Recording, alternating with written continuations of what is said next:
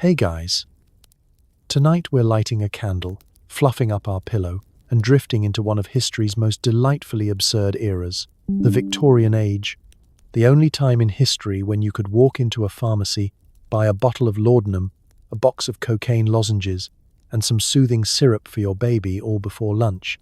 Yes, tonight is how Victorian addicts got their drugs legally. But before we begin our tour through overdoses, opium dens, and cough syrup that could knock out a mule, take a second to like the video and subscribe. But only if you genuinely enjoy what I do here. Maybe leave a comment about the weirdest thing you've found in your medicine cabinet, or just let us know what time it is for you. Now, dim those lights, maybe turn on a fan for that soft white noise, and get comfortable. Tuck your feet under the blanket. Victorian rats are surprisingly enterprising. Let's get you thinking. Have you ever wondered what it would be like to wander into your local Victorian pharmacy? Would you ask for something to calm your nerves and walk out with a bottle of pure morphine? What did parents do when their children were teething? Spoiler, it involved chloroform. How did respectable gentlemen handle a bad day at work? Did the Queen herself ever sip on a little laudanum-laced cordial before bed? What happens when your friendly neighborhood doctor is basically running a drug cartel with a medical degree? And most importantly, could you survive a single day in a world where self-care means taking a heroic dose of cough syrup and hoping for the best? Congratulations! You've just woken up in 1875. Your corset is too tight, your nerves are too frayed, and your entire medical plan is about to be managed by a pharmacist named Reginald, who has the ethics of a raccoon in a candy store. You step outside your soot-stained London flat and stroll down the street. Within half a block, you're greeted by a shop window promising tincture of opium, safe for all ailments. You're not hallucinating, at least not yet. This is just your local chemist, and the main side effect is good business. Let's set the scene. It's 1875. The air tastes faintly of coal dust. Your shoes are permanently damp, and you can't tell if the fog outside is the weather or just an extension of your mood. And yet, in the middle of all this, you have one beacon of hope, the apothecary's window, glowing softly like a stained glass promise. Shelves lined with ornate glass bottles, labels in curly gold script, a bell over the door that tinkles like it's inviting you to a secret club for the chronically underrested. You push open the door and inhale a blend of carbolic soap, licorice, and whatever was spilled on the floor last week. Inside, the chemist, Mr. Reginald Witherspoon, sporting a waistcoat, an alarming moustache, and the general energy of a man who hasn't blinked since the last Reform Act, greets you with all the enthusiasm of a bartender on payday. You need something for your cough, your nerves, your sleeplessness, your existential dread, and that recurring pain in your left ankle that only flares up when you think about taxes. Luckily, the Victorian pharmacy doesn't believe in gatekeeping. There are no questions, no raised eyebrows, no judgment except maybe a passing glance at the mud on your boots. Behind the counter, the shelves groan with glass bottles of every color. Tincture of opium? Absolutely. Laudanum? Right this way. Need a little something for delicate female complaints? We've got a syrup so strong it'll make you forget you were ever born. It's not just the medicine, it's the marketing. Every label screams confidence.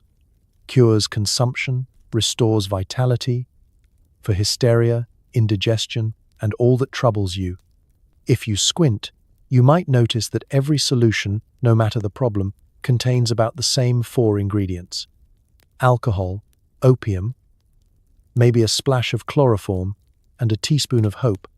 The only thing more universal than the promise of relief is the promise that absolutely nobody, not even your local doctor, really understands the dosage. And it's not just you. The shop is bustling at all hours. Mrs. Wigglesworth pops in with her toddler, who's teething so ferociously he's threatening the structural integrity of the furniture. She leaves with a soothing syrup, morphine, flavored with a hint of peppermint. Old Mr. Huxley, war veteran and neighborhood curmudgeon, comes in for his monthly ration of laudanum. The local postman, eyes wide and hands jittery, orders a bottle of nervous tonic with extra coca leaf. There's a line at the counter. Everyone united by a shared belief that whatever ails them, the cure is bottled, corked, and ready to go. You ask the chemist how business island he grins, flashes you a sales pitch.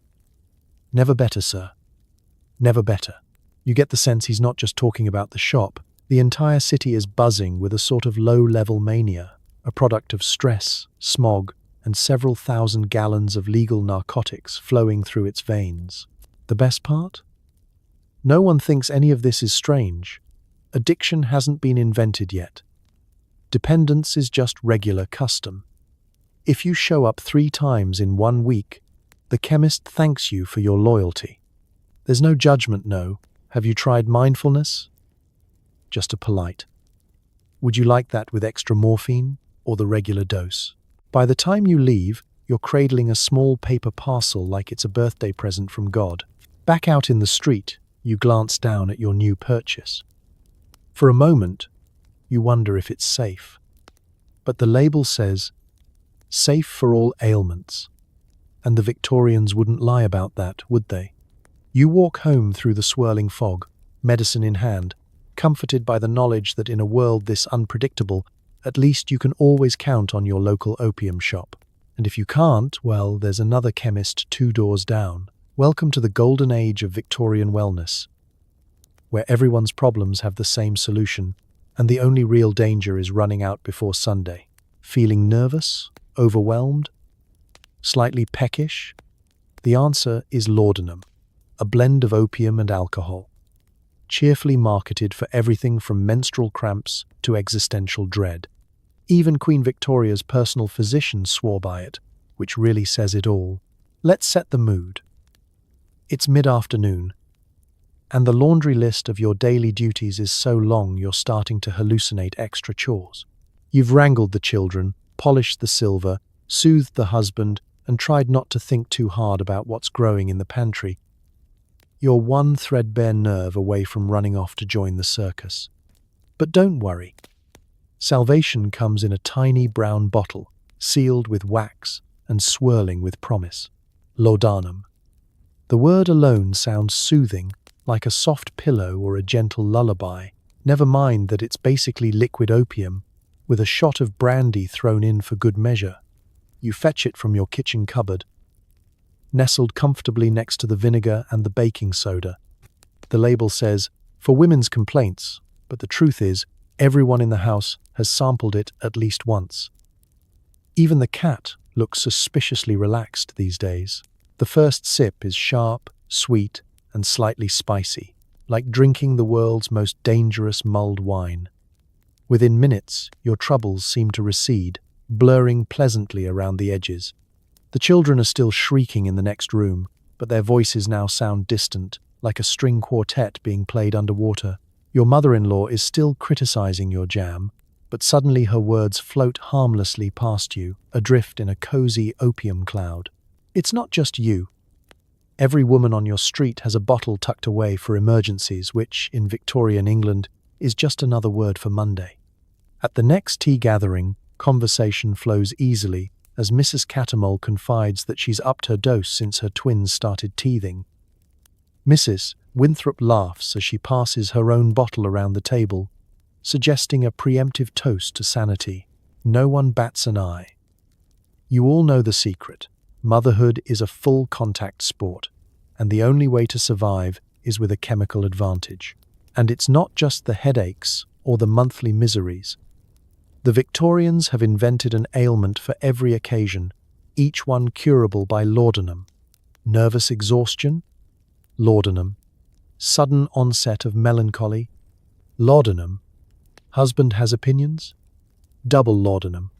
Sometimes you wonder if Victorian society is being quietly held together by equal parts starch and opiates. The men aren't left out, of course. Your husband swears by laudanum for digestive troubles, which seems to strike only after an evening at the pub. Even the local vicar has been known to take a discreet drop or two for spiritual fatigue. The family doctor, resplendent in his cravat and a cloud of pipe smoke, assures everyone it's perfectly safe. He prescribes it for sleep, nerves, toothaches, nightmares, boredom, heartbreak, and, if pressed, as a topping for bread pudding. Still, no one really talks about how much they're taking, or how often. If you run out midweek, you simply send the oldest child to the chemist with a note. Please provide the usual for Mrs. Everly. The chemist doesn't blink, neither does the child. Addiction? Not a recognized diagnosis, just a sign you appreciate the finer things in life. As the sun sets, you pour a final, dainty spoonful and watch the streetlights flicker on. You're calm, content, and maybe just a little floaty around the edges. Tomorrow's problems will still be there. But for now, you have peace. Laudanum may not solve everything, but it certainly takes the edge off Victorian motherhood. And honestly, in a world of relentless expectations, stiff collars, and perpetual drizzle, is it any wonder that Mother's little helper was as essential as tea and gossip? Tonight, as you drift into dreamland, you whisper a silent thanks for the one Victorian invention that truly lived up to the hype, at least, until it ran out. You've got a tickle in your throat. Time to pick up some cough syrup. The pharmacist offers you a recipe so strong it could flatten an ox. Spoiler. It's mostly morphine, a hint of chloroform, and a dash of botanical flavoring. The bottle glistens in your hand, a little glass promise of relief. You squint at the label. Dr. Harcourt's patent pectoral elixir, guaranteed to quiet all coughs and soothe the most aggravated lungs. The directions are charmingly vague. Take as needed, until improved, or until the bottle is empty. No one's keeping count, least of all the pharmacist, whose main concern is making sure you don't drop the bottle on the way out. You uncork it at home.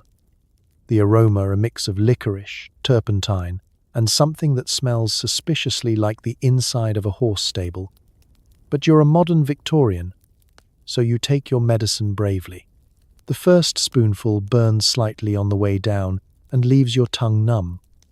By the second spoonful, you're starting to forget you even had a throat, or a head, or any worries at all. Cough? Gone. Memories? Optional. Your family is impressed. The children are staring at you in awe, and the dog is giving you the side eye.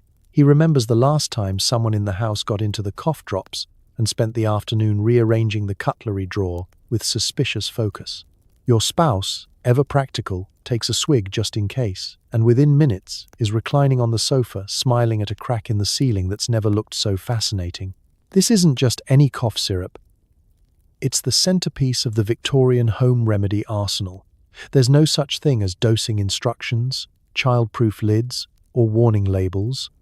The only warning you get is a gentle reminder from your neighbor. Don't take more than half the bottle in one sitting, dear. Save some for the next cough.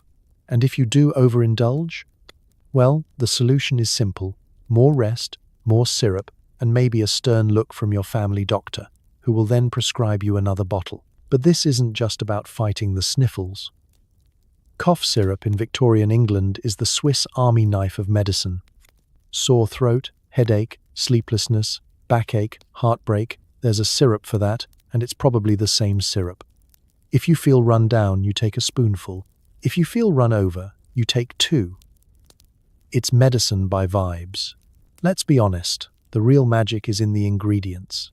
Morphine, chloroform, opium, a little hashish if you're lucky, and of course, a dash of botanical flavoring which is either licorice root or the remnants of last year's Christmas pudding.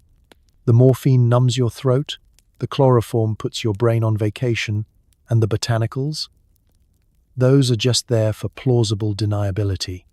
The result is less a medicine and more a guided journey to a place where coughs are theoretical and responsibilities dissolve into a pleasant fog. It's not just households relying on these potions. Doctors prescribe them by the gallon.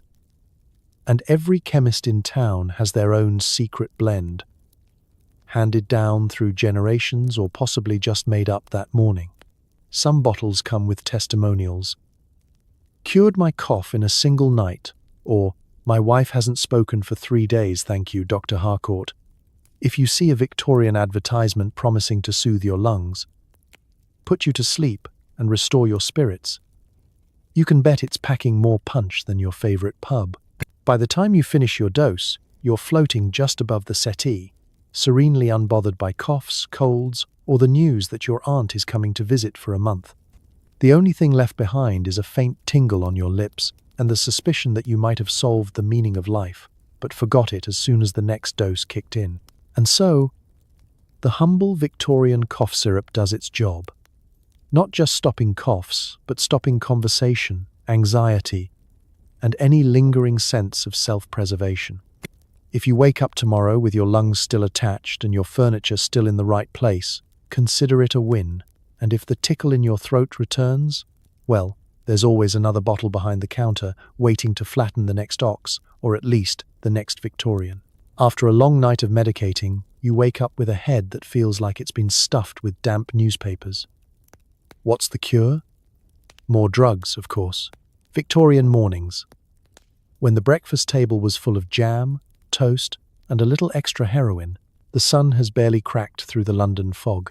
But the inside of your skull is already hosting a thunderstorm.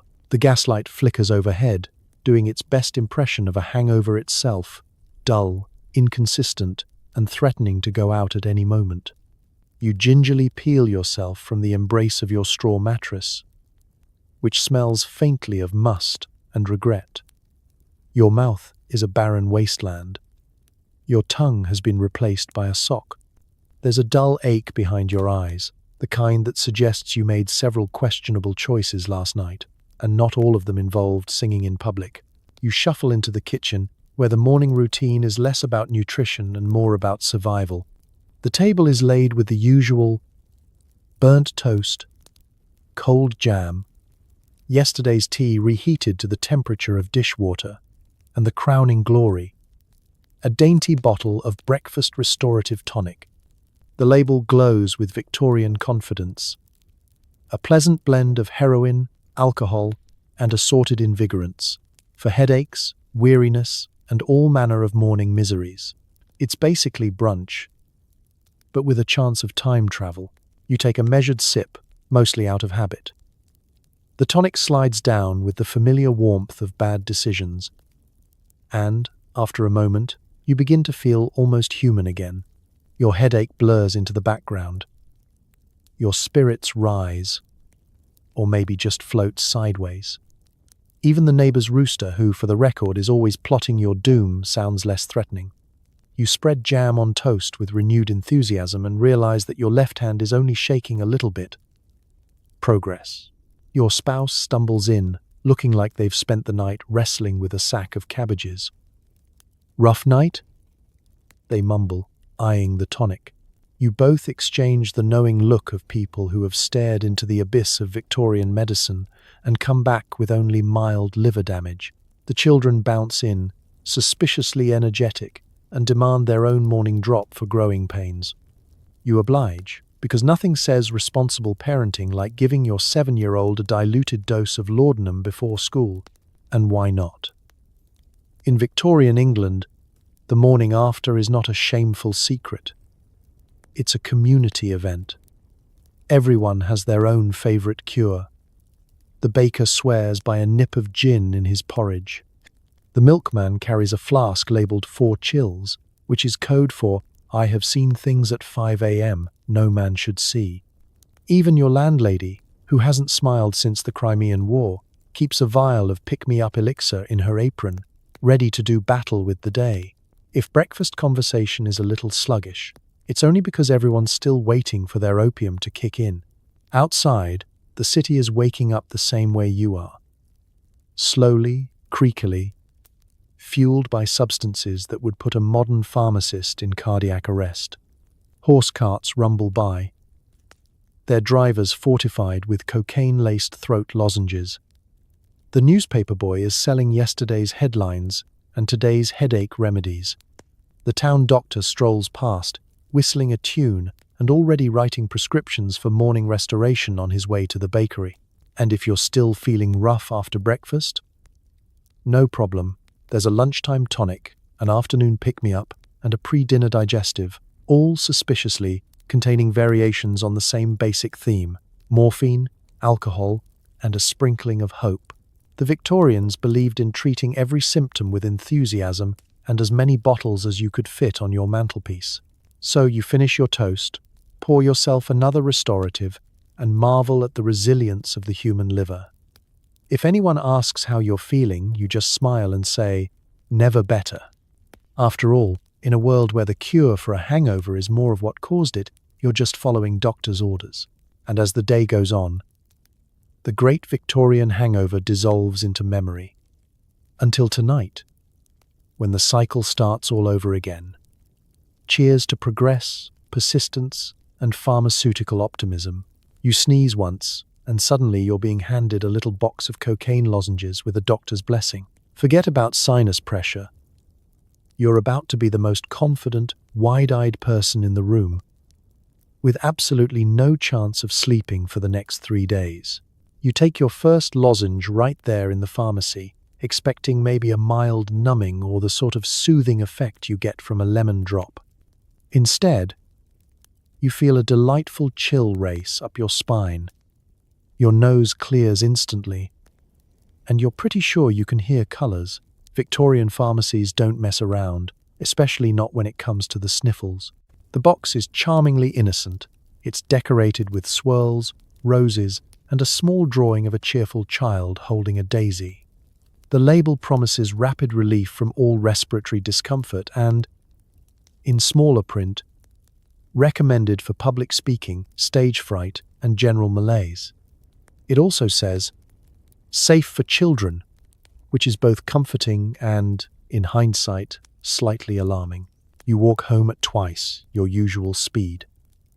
You're suddenly aware of every brick in the pavement, every pigeon in the sky, and the individual ambitions of every squirrel you pass. By the time you get to your door, you've mentally reorganized your entire pantry, solved the question of dinner, and have a burning urge to tell everyone in the family just how much you appreciate them, at length, with charts. At the breakfast table, you present your new acquisition. Your spouse looks skeptical until you suggest, with newfound confidence, that this could finally be the answer to their mid-morning energy dip. The children are fascinated by the shiny tin and the promise that this candy keeps you alert in school and play. Within minutes, the entire household is more awake than a flock of caffeinated roosters. You head to work, where your boss, previously a grey ghost of a man, is now chewing cocaine gum at his desk and giving motivational speeches to the potted plants. The office clerk, usually shy, is on her third lozenge and has just volunteered to rewrite the entire company ledger by lunchtime. Even the janitor, normally quiet and slow, is whistling a tune and sweeping at a velocity that blurs the edges of reality.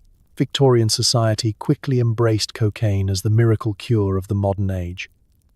Sore throat? Cocaine? Fatigue? Cocaine?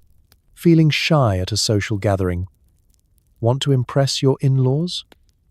Or just need to finish all your chores before noon? Cocaine. Doctors hand it out like after-dinner mints. Every respectable household keeps a tin in the parlor for guests. It's considered impolite not to offer your neighbor a lozenge during a cold snap or after a particularly dreary sermon. The advertisements are unhinged. They promise that cocaine will fortify the nerves, sharpen the wits, restore the spirits, and abolish all melancholia. One popular brand features testimonials from stage actors, politicians, and yes, schoolchildren, all raving about their boundless vigor and cheer. In an era where self-doubt and sluggishness are regarded as moral failings, there's no shame in getting a little help from the world's zestiest pick-me-up. Sleep? Not on the menu. By bedtime, your heart is gently tap-dancing in your chest. Your mind is listing every mistake you've ever made and how to fix them. And you're contemplating retiling the kitchen floor at midnight. The birds start singing, and you realize you haven't actually blinked since tea time. The next day, you're still riding the wave, immune to exhaustion, awkward silences, and common sense. Of course, what goes up must come down.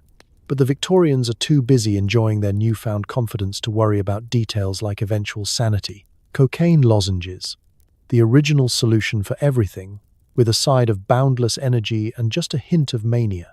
And so, with a clean nose, a can-do attitude, and the lingering suspicion that you can see through time, you carry on, because in Victorian England, nothing says self-care quite like a little legal cocaine before breakfast.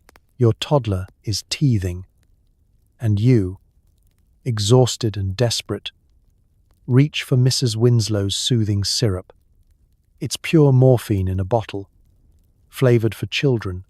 The label promises a silent night for everyone but the family physician. It's 2 a.m., and your household has entered its third hour of baby-induced chaos. There's a banshee wail from the nursery. You've tried rocking, humming, patting, pleading, and, briefly, bargaining with any deity willing to listen. Your nerves are shredded. Your partner is reciting Victorian poetry in a whisper, rocking back and forth in the corner. The cat has fled the scene. The only thing louder than the child is your own inner monologue questioning your life choices. Enter Mrs. Winslow, the soft-spoken guardian angel of the exhausted parent. She sits in the kitchen cupboard, her syrupy embrace just a cork away. The bottle looks innocuous, floral label, gentle script. The words for infants and children. If you didn't know better, you'd think it was a lavender cordial. Instead, it's a cocktail of morphine, alcohol, and enough sugar to sweeten a river. You pour a spoonful. The syrup has the syrupy, cloying sweetness of 1,000 candied violets. Your child accepts it with all the trust of someone too young to know about regulatory agencies. Within minutes, the transformation is miraculous. The tears slow, the eyelids droop, and finally, bless silence. You exhale for the first time in days. You consider writing Mrs. Winslow a thank you note, or possibly naming your next child after her. Of course, you're not alone. Across the country, Victorian parents are relying on the same solution. It's an open secret, a communal nod of understanding among mothers at the market. Rough night? One asks. Dark circles under her eyes. You both laugh and compare dosages, and for a moment you feel less alone in your chemically assisted parenting. The advertisements make it sound almost virtuous. Soothes all distress, promotes restful sleep. No family should be without it. The bottle doesn't mention side effects, and why would it?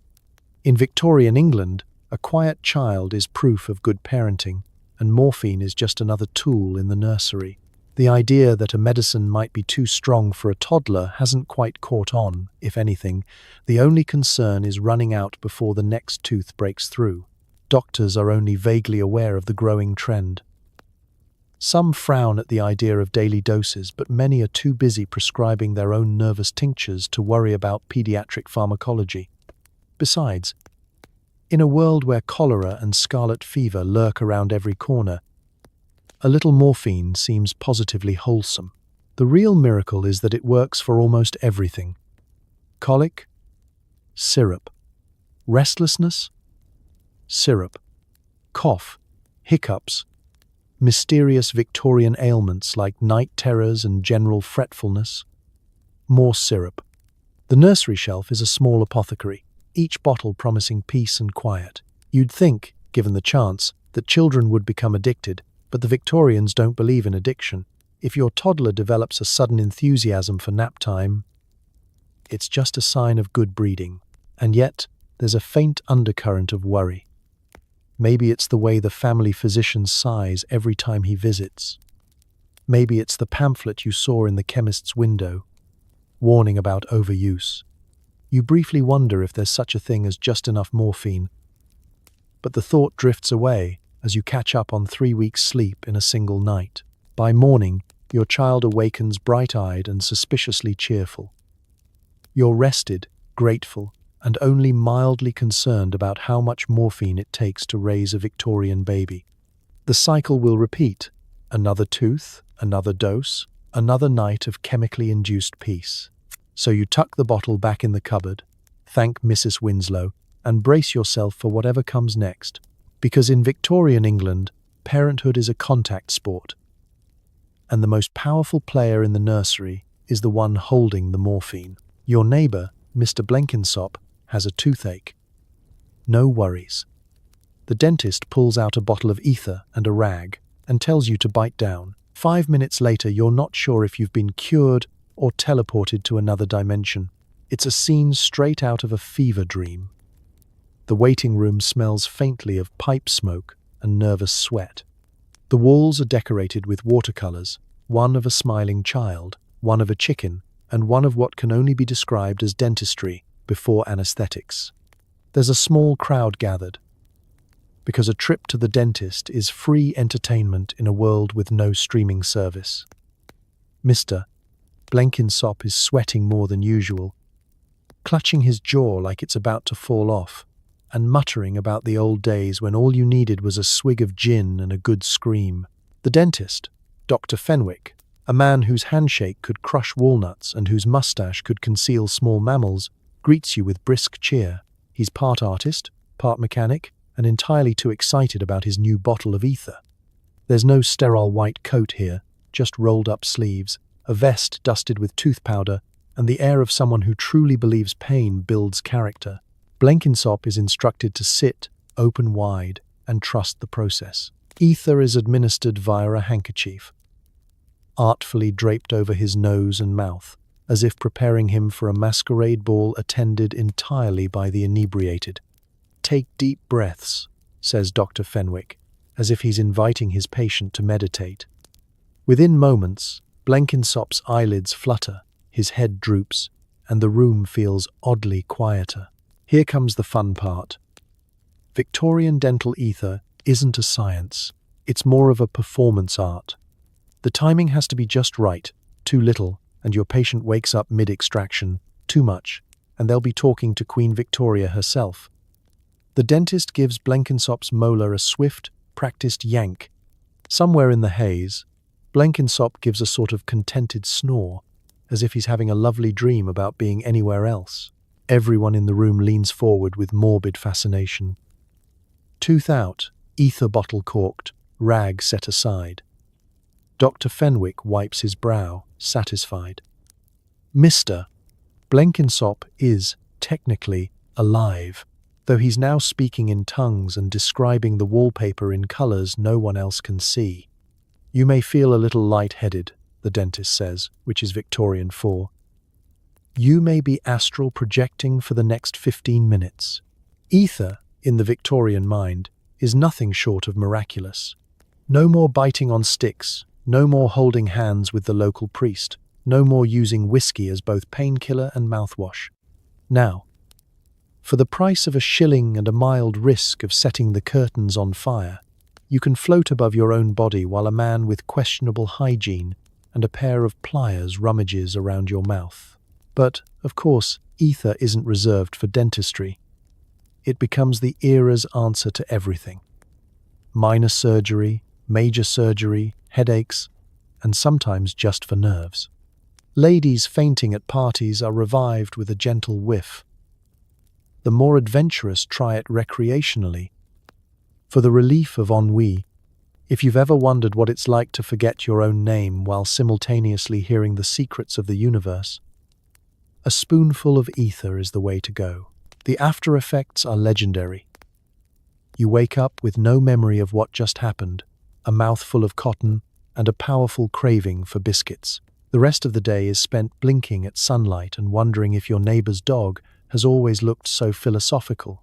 Blenkinsop will eventually wander home, clutching his jaw, dazed but pain-free, a pioneer of medical science, or at least a survivor. You leave the dentist's office marveling at the wonders of Victorian progress. In a world that offers both morphine for your baby and ether for your molars, who needs common sense? At least you know if you ever need minor surgery or a break from reality, all it takes is a friendly dentist, a sturdy chair, and a generous spoonful of ether.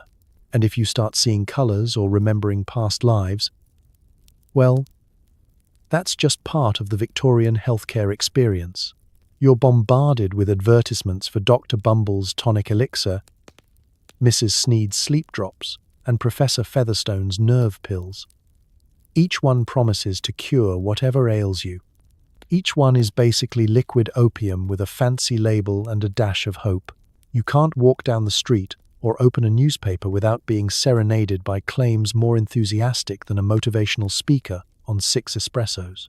The posters are everywhere, on brick walls, in omnibus stations, plastered to the backs of cereal boxes, offering salvation in a bottle, a dropper, or, for the truly adventurous, a medicinal wafer that's just a cleverly disguised lozenge of concentrated despair.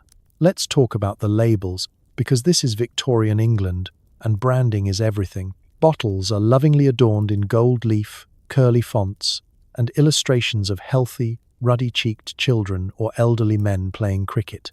The ingredients list is an exercise in creative writing. Herbal infusions, botanical extracts, vital essences, and, if you're lucky, a judicious measure of opium. Sometimes it's disguised as papaver somniferum, but mostly nobody's trying that hard to hide the main event. You buy a bottle of Professor Featherstone's nerve pills, because who doesn't want nerves of steel? The instructions are charmingly vague. Take freely as required. That's it. No dosage, no warnings, no mention that you'll soon be lying on the fainting couch contemplating your own toes for 4 hours straight. But you pop a pill anyway. Because modern problems require Victorian solutions, and so far those solutions are 90% poppy-based. There's a tonic for every possible inconvenience. Can't sleep? Mrs. Sneed's sleep drops, the quietest night's rest you'll ever have. Feeling anxious? Dr. Bumble's tonic elixir restores courage and vigor. Backash. Heartbreak. Work stress. Existential dread. Gout. Envy. Homesickness. Boredom. Marital disappointment. There's a syrup or a powder for that, and most of them taste faintly of licorice and regret. Of course, everyone you know has their favorite. Your neighbor swears by his midnight nerve cordial, which he drinks at every hour, except midnight. The vicar keeps a flask of celestial restorative drops hidden in his hymnal for spiritual fortification. Your great-aunt claims her knees haven't hurt since she started on old Mother Wimple's soothing balm, though her definition of hurt now includes getting lost in her own sitting room. And then there are the travelling medicine shows, the Victorian equivalent of infomercials on legs. You gather in a muddy field while a man in a top hat with suspiciously bright eyes assures the crowd that his elixir of life will cure your indigestion, your debts, and your complicated relationship with your mother-in-law. His assistant, probably named Daisy or Winifred, is smiling so widely you suspect she's been sampling the merchandise. You buy a bottle because everyone else is, and peer pressure existed long before social media. Nobody's worried about addiction. If you run out, you simply send your youngest child to the chemist with an empty bottle and a hopeful expression. The pharmacist nods knowingly, pours another, and tells you to rest up, dear. It's a community event. The only people raising questions are a few odd physicians and the occasional clergyman. And frankly, nobody likes a party pooper. Side effects. If you experience any, they're dismissed as natural humours or the vapours. You sleep deeply, dream vividly, and wake up with only a faint recollection of what day it island. But at least you're not coughing, crying, or worrying. At least not until the bottle runs dry, so you keep a stash on your mantelpiece, ready for any crisis. Because in Victorian England, the true answer to life's problems isn't courage, self-care, or even a stern walk in the fog. It's just a generous dose of opium, disguised as medicine, and packaged with the kind of optimism only the Victorians could muster. Bottoms up, you sit down for afternoon tea. Your host offers you a tonic with your scones. The secret ingredient? A medicinal splash of cocaine wine. You sip, smile, and wonder why you suddenly feel ready to reorganize the entire parlor. Welcome to the golden hour of Victorian social life. Tea time, where appearances are everything, and so, apparently, is a low-key upper. The china is spotless, the table is set with dainty cakes, and your host's smile is a little too wide to be entirely natural. The air is perfumed with the mingled scents of roses, lemon curd, and the faint chemical zing of whatever is swirling in your cup. Your first sip is electrifying. The wine Vin Mariani, straight from Paris if your host is posh, or the local knockoff if she isn't, tingles on your tongue and makes your cheeks buzz. Suddenly, you're making enthusiastic conversation about ferns, weather, or the best way to starch a petticoat, all at a pace that would frighten the average hummingbird. The scones are delicious, but the real treat is the quiet realization that your fingers are now moving twice as fast as your mouth. The parlor, with its stacks of needlework and fading wallpaper, has never seemed more full of thrilling reorganizational potential. The conversation flows with a kind of giddy abandon. Mrs. Farnsworth is explaining her system for cataloging the biscuit tins, and you find yourself nodding furiously, heart-pounding, ready to implement an even more efficient system at home. Across the table, Mr. Peabody has started sketching architectural plans for a new shed on the back of a napkin. Little Charlotte, previously shy, is reciting poetry at such speed she's inventing new syllables. The dog is spinning in circles, possibly from excitement, possibly from the fumes. It's all perfectly respectable, of course. This is medicinal. The advertisements say so. The doctor's note on the sideboard says so. And the nice gold-embossed label on the bottle, recommended for energy, confidence, and the displacement of melancholy, absolutely says so. Cocaine wine is the quiet secret of every socialite, a gentle push through the languors of afternoon, and a legal shortcut to social success. Feeling nervous about that recitation? 2 sips, and you're the most dazzling conversationalist in the neighborhood. The table is littered with tonics. There's Mariani wine for nerves, Hostetta's celebrated bitters for digestion, and, for anyone flagging, a tiny dropper of Carter's invincible drops, guaranteed to make you invincible, or at least unable to stop talking. The ladies alternate between sipping, nibbling, and fidgeting with the hem of their sleeves. A few gentlemen in attendance have discreetly topped up their teacups with tonic and are now debating the relative merits of Italian versus British rail timetables with the sort of wild-eyed intensity usually reserved for stock market crashes. After a while, you notice the general mood is a peculiar mix of euphoria and mild mania. The room is brighter, the laughter louder, and you're fairly certain you've solved several of your life's biggest problems while buttering a crumpet. Someone suggests a game of charades, and suddenly it's the most competitive sporting event of the season. Even the vicar, who originally turned up for the sponge cake, is caught eyeing the wine bottle with suspicion and, a few moments later, open enthusiasm. Modern tea drinkers would be appalled, or perhaps just deeply jealous. Because for Victorians, afternoon tea is less about relaxation and more about turbocharging your way through polite conversation, personal anxieties, and the sudden urge to alphabetize the wallpaper patterns. By the end of the hour, everyone's cheeks are flushed, eyes sparkling, and you feel as though you could run a marathon or write a symphony, or possibly both at once. As you say your goodbyes and step back onto the street, you marvel at the efficiency of it all. In Victorian England, tea time isn't just a social ritual, it's a power-up. A carefully spiked, socially acceptable, medically sanctioned energy drink. You're ready to face the world, or at the very least, redecorate your entire house before supper. You wander behind the counter with your friendly local chemist. Shelves are lined with glass bottles, opium, morphine, cocaine, and a few jars ominously labeled for nervous ladies. You're starting to think your pharmacist is basically a wizard with a sideline in recreational chemistry. The first thing you notice is the smell. A pungent bouquet of alcohol, musty herbs, peppermint oil, and a faint undertone of what you sincerely hope isn't formaldehyde. The air is thick with mystery, promise, and a faint suspicion that the real business happens after hours, when the respectable townsfolk are asleep and only the truly nervous are shopping. Your chemist, Mr. Pettigrew, greets you with a knowing wink and a twirl of his droopy moustache. He looks equal parts kindly uncle, and someone who could, in a pinch, concoct a truth serum or dissolve a body. Purely for medical purposes, of course. His white coat is smudged with the residue of 1,000 experimental tinctures. His spectacles gleam in the lamplight. And you can't help but notice a faint jitter in his hands that suggests he's been testing his own inventory again.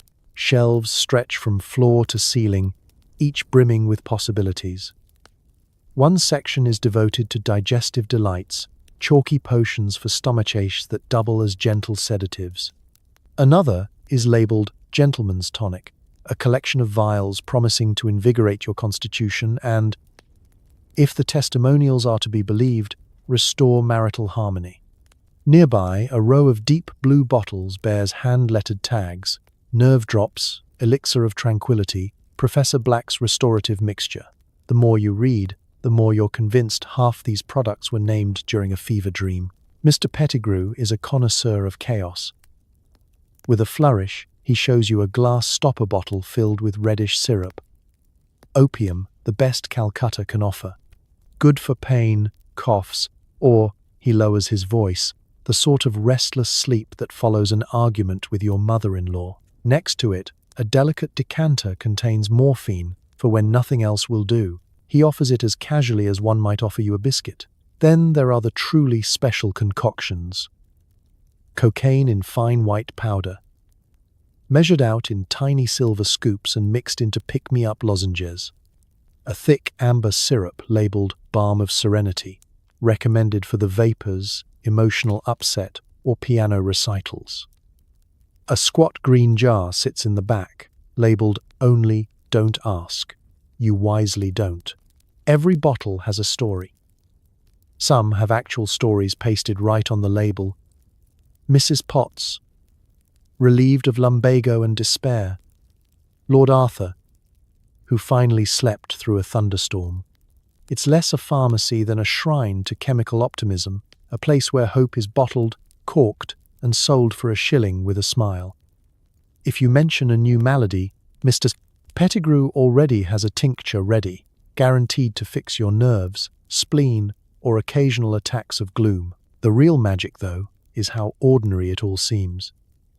There's no sense of criminality, no dark corners, just the cheerful bustle of commerce and the clink of glass on wood. This is Victorian wellness at its peak, a world where the answer to every problem can be measured out in teaspoons, and the only question is whether you want your cure flavored with mint or cherry. You can't help but compare this to modern pharmacies, with their locked cabinets and stern warnings.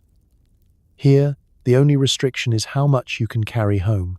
Children fetch bottles for parents, housemaids pick up nerve tonics for mistresses, and even the local police sergeant comes by for something to steady the hands on cold nights. If you ask for a little extra, Mr. Pettigrew will add a wink and a sprinkle of whatever he thinks will improve your mood. By the time you leave, arms full of mysterious bottles and heart full of cautious optimism, you realize the Victorian chemist isn't just dispensing medicine, he's selling reassurance, ritual, and, when necessary, a shortcut to a good night's sleep. And if you find yourself humming wide-eyed and reorganizing your bookshelves at 3 a.m., well, that's just the magic of the apothecary's secret stash. You start to wonder, does anyone ever actually quit? The concept of addiction hasn't been invented yet. As far as your neighbors are concerned, you're just someone who enjoys a bit of relief before supper. Victorian group therapy? More like denial with extra tincture. You look around at your community, where nearly everyone has a secret stash of sleeping draught or soothing cordial. The only thing more common than coughs are solutions containing opium, morphine, or something called tincture of calm. The very idea that one could have too much of a good thing is, frankly, considered rather pessimistic. Take Mrs. Godfrey, for example. She's the backbone of the Ladies' Sewing Circle, a master of sponge cake, and can quote the Book of Common Prayer backwards while knitting socks for orphans. She's also 3 drops away from a blackout at any given moment, thanks to her nerve drops. Her only complaint? The bottle is getting too small. Or Mr. Blenkinsop, who claims his evening cordial is for twinges in the hip, but conveniently forgets that his hip aches every day right around sunset. Nobody bats an eye when he's found dozing on the church steps, humming Victorian sea shanties, and clutching an empty vial. The vicar just shakes his head, gently helps him up, and hands him a flask of tonic water that's definitely more tonic than water. If anyone's ever tried to stop, it's a closely guarded secret. There's no pamphlet, no 12-step program, no confessional circle in the town square. The closest you get to a group intervention is someone gently suggesting, "Maybe try the weaker formula next time, dear." This is usually met with a look of polite confusion, followed by a robust discussion about the weather, scones, or the merits of the new gas lamps on High Street. Withdrawal is politely rebranded as a touch of the vapors, a bad spell, or, for the truly dramatic, an unfortunate run-in with melancholy. You'll be encouraged to take a brisk walk, sip beef broth, or, ironically, have a drop of brandy to steady the nerves. If you spend 3 days in bed, trembling and cursing the sound of birdsong, nobody will suggest you're going through withdrawal.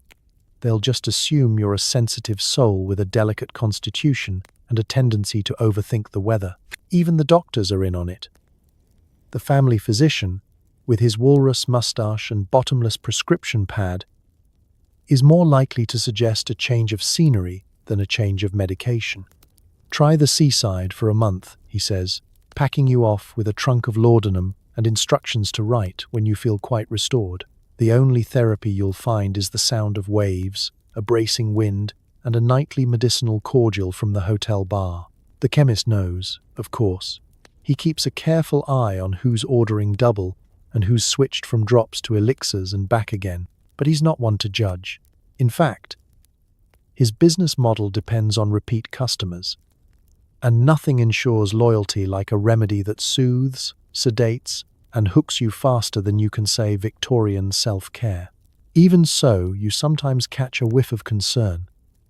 A neighbour whispers that Mrs. Pettyjohn's son has gone to live out west after a spell of unsteady habits. A cousin leaves town with little more than a suitcase and a haunted look.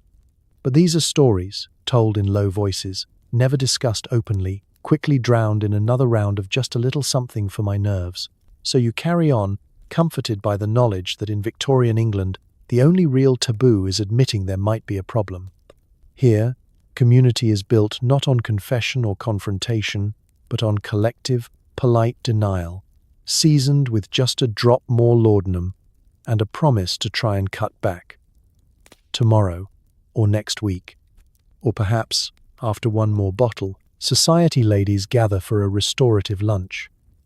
Between the cucumber sandwiches and the fainting couches, the star of the show is a discreet bottle of laudanum. Social anxiety melts away, along with any chance of clear conversation. The parlour is sunlit, draped in lace, and the low hum of polite chatter. Silver platters sparkle with pastries and petit fours, while delicate china teacups line up in perfect formation, each ready for its splash of restorative. The centerpiece, officially a bowl of roses, unofficially serves as camouflage for the bottle of laudanum that's passed quietly from hand to hand beneath the tablecloth. Conversation glides across the room, weather, hats, the scandalous new novel by Mrs. Bronte. But nobody's voice rises above a whisper, and everyone's eyes have the distant sparkle of mild sedation. You take your seat beside Lady Farnsworth, who's famous for her opinions on embroidery and her uncanny ability to identify anyone's tailor at 20 paces. Her secret weapon, 3 drops of laudanum in her Earl Grey. And suddenly she's waxing poetic about darning socks with the kind of serenity usually reserved for monks or heavily tranquilized zoo animals. Across from you, Miss Pringle is recounting her trip to Bath in such slow motion that you suspect she may still be there. The laudanum, you notice, is the real social lubricant. It smooths away any need for nerves, sharpens no wits, and transforms even the sharpest tongue into a gentle sigh. If someone accidentally knocks over a teacup, there's no flurry of apologies, just a soft, collective gaze at the rising steam, followed by an unhurried reach for the next pastry. Time slows, anxieties dissolve, and the only remaining tension is whether to try the salmon mousse or stick with the safe familiarity of lemon cake. But underneath the calm is a quietly orchestrated chaos. The lunch is punctuated by sighs, long pauses, and the gentle clatter of teaspoons as conversation attempts to wind its way through a forest of sedated anecdotes. At any given moment, at least 2 women are halfway to sleep, slouched with dreamy smiles, while the others discuss the intricacies of lace or last year's charity ball with the passionate energy of a sloth on a Sunday afternoon. Every lady has her own reason for indulging. For some, it's nerves before hosting yet another dinner. For others, it's the crushing boredom of being seen but never heard in a world of endless etiquette and endless afternoons. The laudanum bottle never quite empties, and everyone knows it's the real reason no one ever argues at these luncheons or remembers who won at bridge. You wonder what would happen if anyone tried to serve plain tea. A riot, probably, but only if everyone could muster the energy. Of course, the staff are in on the secret. The butler, with a perfectly impassive face, refills cups and refreshes the laudanum with a tiny, knowing nod. The maid glides around with the bottle tucked beneath a linen napkin, as discreet as a stage magician with a flask up her sleeve. Occasionally, a fainting couch is called for, not out of actual distress, but because the sunlight and the syrupy calm are a recipe for the world's most dignified nap. You realize, somewhere between the 3rd sandwich and your 2nd helping of tonic tea, that you've stopped worrying about posture, politics, or whether you've mispronounced the name of that French poet. The edges of the world have gone soft, and you're content to simply exist in this slow motion, slightly blurry moment. By the time dessert arrives, the luncheon has become less a gathering and more a gentle group meditation, one where nobody's sure how long they've been there, but everyone agrees they're feeling remarkably restored. Social anxiety? Gone. Tension? Dissolved. Conversation? Optional. All that's left is the delicate clink of teaspoons and the comforting knowledge that in Victorian England, a lady's luncheon isn't complete without laudanum. And a good lie-down afterwards. Your boss is feeling anxious about the stock market. Instead of therapy, he chugs a bottle of nerve tonic. 3 hours later, he's either asleep at his desk or talking so fast the wallpaper starts to peel. Welcome to the world of Victorian self-care, masculine edition, where every crisis of confidence, bout of nerves, or brush with existential dread is swiftly answered by the soothing or electrifying powers of whatever is bottled behind the chemist's counter. Forget mindfulness. Forget breathing exercises. In 1880s England, all a gentleman really needs is a stiff upper lip and a generous swig of Dr. Smedley's celebrated nerve invigorator. The bottle itself is a study in marketing genius. Emerald glass, gold-embossed lettering, a Latin motto suggesting something about fortitude and spirit. The ingredients list, if you can find it, reads like a dare. A heroic measure of alcohol, a dash of cocaine, a trace of quinine, and an unspoken wink toward the opium family. The label promises courage in adversity, unflagging cheer, and vigorous digestion. All the essential traits for a man tasked with navigating the choppy waters of the financial pages. It's Monday. The stock ticker is whirring, the ledgers are growing longer, and your boss is pacing the floor, reciting interest rates like a Gregorian chant. Instead of calling a meeting, he calls for his nerve tonic. You watch as he uncorks the bottle, pours a generous measure into his tea, and gulps it down like a man on the brink of discovering calculus. The effect is immediate. The furrowed brow smooths out, the pacing slows, and, for a brief, blissful moment, he's the very image of calm Victorian authority. But this tranquility never lasts. Nerve tonics are not, strictly speaking, designed for moderation. By the time the tonic really hits, your boss is ready to take on the world. or, at least, rewrite the company mission statement in iambic pentameter. He's either fast asleep at his desk, gently snoring under a pile of correspondence, or he's launched into a 90-minute monologue about international finance, recent cricket scores, and the sudden realization that the office walls would look better in cerulean blue. You and your colleagues have seen it all before. The cure-all is a rite of passage for every nervous gentleman of means. The boardroom becomes a stage for tonic-induced optimism, flowery speeches, ambitious plans, and the occasional impromptu poetry reading. The junior clerks place bets on whether he'll nap through lunch or declare a company-wide initiative to colonize Wales. Nerve tonics are available everywhere and for every occasion, for palpitations, for melancholy, for spiritual fatigue, or just for days ending in Y. Every gentleman has his favorite blend. Some prefer a sharper kick of coca leaf. Others opt for the gentle embrace of laudanum. There's even a special batch for railway travel, which the chemist swears will get you from London to Bath without noticing a single bump or existential crisis. Doctors, of course, are more than happy to oblige. The family physician, summoned for business anxiety, prescribes a new tonic with each visit, taking care only to remind your boss to avoid strenuous physical activity and write down any revelations you may have. If your boss complains of side effects, he's simply told, "That's the sign it's working, old chap." In this world, anxiety isn't something to be discussed. It's something to be conquered, bottled, and diluted with a little mineral water. If you notice that your boss has started referring to himself in the third person, or has taken to napping under the conference table, you keep it to yourself. After all, a true gentleman never shows weakness, he just changes tonics. So as the afternoon sun drifts through the window, your boss, gently buzzing or gently dozing, is proof that in Victorian England, the real solution to nerves isn't therapy, but a pharmacist's sense of adventure and a complete disregard for side effects.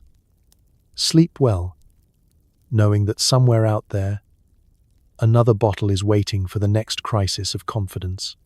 And maybe, just maybe, a new coat of cerulean paint. The local midwife arrives for a checkup and recommends soothing syrup for colic.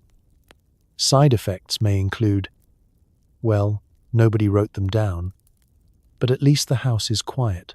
It's been a week since anyone in your household has slept for more than 90 consecutive minutes.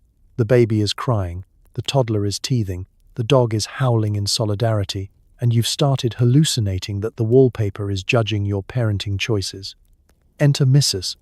Plumridge, the midwife, part nurse, part therapist, part deliverer of the mysterious blue bottle labeled soothing syrup for infants, restless children. The bottle is unassuming.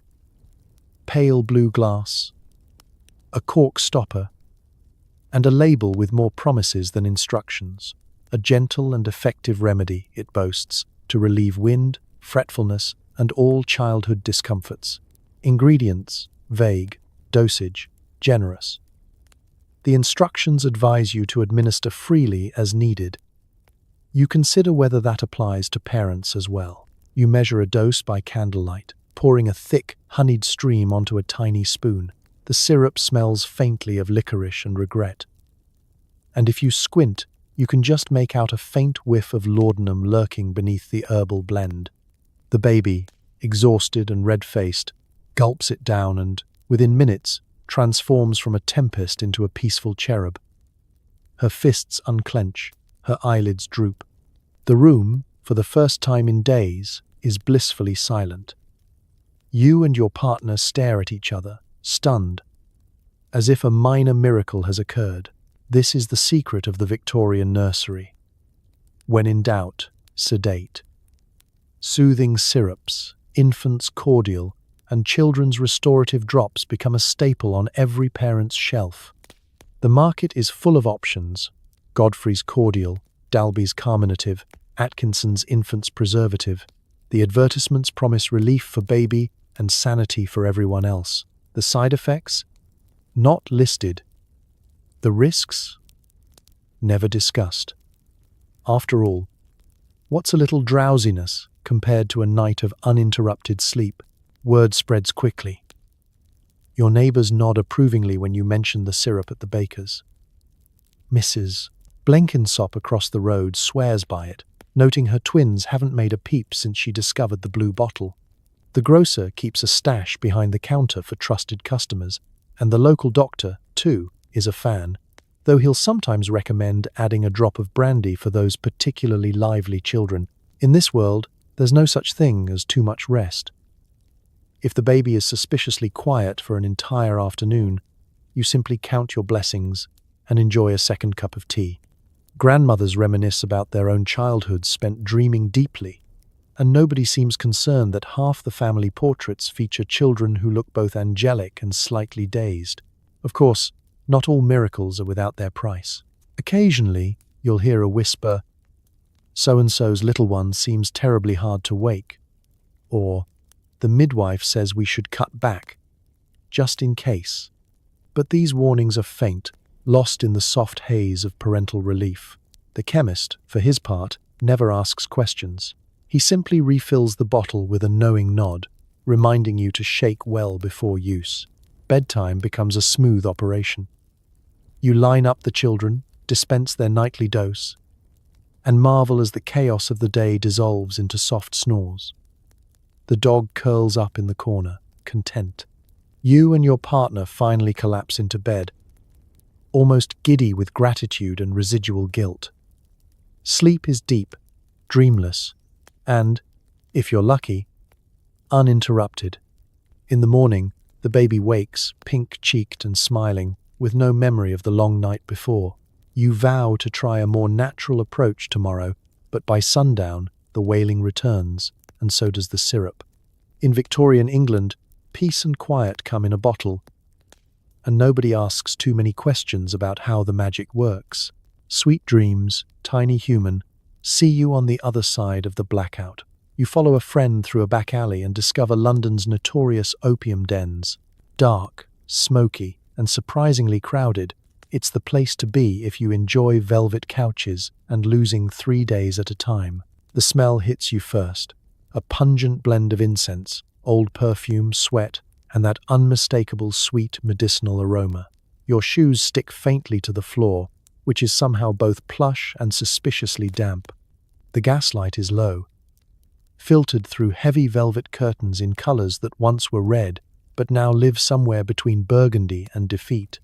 The only thing moving faster than the smoke is the languid hand of the old man in the corner, fanning himself with yesterday's newspaper.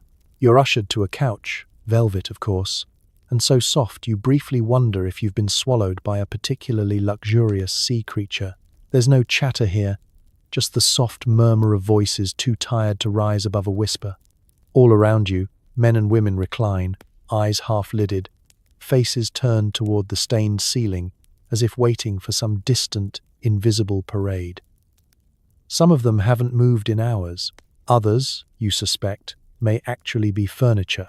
Your host, always the social butterfly, hands you a pipe with the kind of enthusiasm reserved for someone sharing a favorite family recipe. The proprietor, a man with a walrus mustache and an accent from nowhere in particular, gives you a polite nod and returns to his own business, sorting coins, refilling pipes, and making sure nobody accidentally sets their hat on fire. You take your first inhale. The taste is bitter, floral, with a bite that's half medicine, half memory. Within moments, the world softens. The pounding of your heart slows to a comfortable drum. The troubles of the day, the bills, the rain, the argument with your tailor, fade into a distant, echoing hum. Time stretches and warps. You're not sure if it's midnight or Tuesday. Your only real concern is whether you'll have the energy to sit up for another biscuit. The den is a world apart from the strict order of Victorian life. There are no clocks here, no sermons, no expectations. It's all whispers and shadows, flickering candlelight, and the faint suggestion that nothing outside these walls can reach you. People from all walks of life melt together, bankers, sailors, poets, even the occasional lady in mourning. all seeking the same quiet oblivion. No one asks questions, and no one remembers the answers anyway. Some visitors drift in and out, London's Walking Dead, searching for a few hours' escape from the daily grind. Others practically live here, cocooned in haze and velvet, emerging only to swap stories about the visions they've had. Pink elephants, old sweethearts, the ghost of Queen Victoria herself, floating through the smoke with a judgmental frown. If you listen, you might catch a tale or two. There's always someone who swears they found the secret to happiness, only to misplace it by morning. Others claim to have composed symphonies, written epic poems, or discovered the lost city of Atlantis, all from the comfort of their chaise lounge. You, meanwhile, are just grateful your head finally stopped throbbing, and that your socks still match. Hours, or is it days, pass. At some point, you notice your friend has disappeared, possibly for a late-night pie, possibly to another dimension. The den empties and refills as the city's restless drift in and out. Nobody pays you much mind. In here, everyone's chasing the same soft, quiet high, a place where the world's noise dissolves, and the only sound is the gentle, conspiratorial laughter of those who know they're not meant to be here. Eventually, you stumble out into the dawn, eyes squinting, head foggy but unburdened, clothes smelling of smoke and questionable decisions. The city seems sharper, louder, more real, but just a little less terrifying. You survived the night at the opium den. You may have lost track of time, but at least you found, for a few hours, the one thing every Victorian craves most, a little peace. And, perhaps, a new appreciation for your own bed. You flip through a mail-order catalogue and discover you can buy medicinal morphine and cocaine by post. All you need is a coin, a pen, and questionable decision-making skills. It's a rainy afternoon, and you're curled up in the parlour with the latest edition of the Universal Emporium and Household Supplier. At first glance, the pages look innocent, an endless parade of corsets, patent moustache wax, sausage grinders, and commemorative spoons. But somewhere between the page for self-tightening suspenders and the one for unbreakable chamber pots, you find it, the chemist's corner. Here, Victorian restraint goes straight out the window. Columns of advertisements beckon you to take control of your health and restore lost vitality, with products that sound as if they've been invented by a particularly energetic poet. Morphia mixture, swift, sure gentle, reads one. Dr. Dapple's coca wine. For the energies of the modern age, exclaims another. Heroin tablets for sore throats and sullen moods, approved by leading physicians. The only thing more remarkable than the promises is the prices. £1 for a week's supply, postage paid, and privacy absolutely guaranteed. Ordering is simple. Fill in the little coupon, add your return address, or the address of a neighbour if you're especially discreet. Pop in a coin and send it off by post. The hardest part is deciding between restorative nerve pills, antique elixirs, or the always mysterious invigorating powders.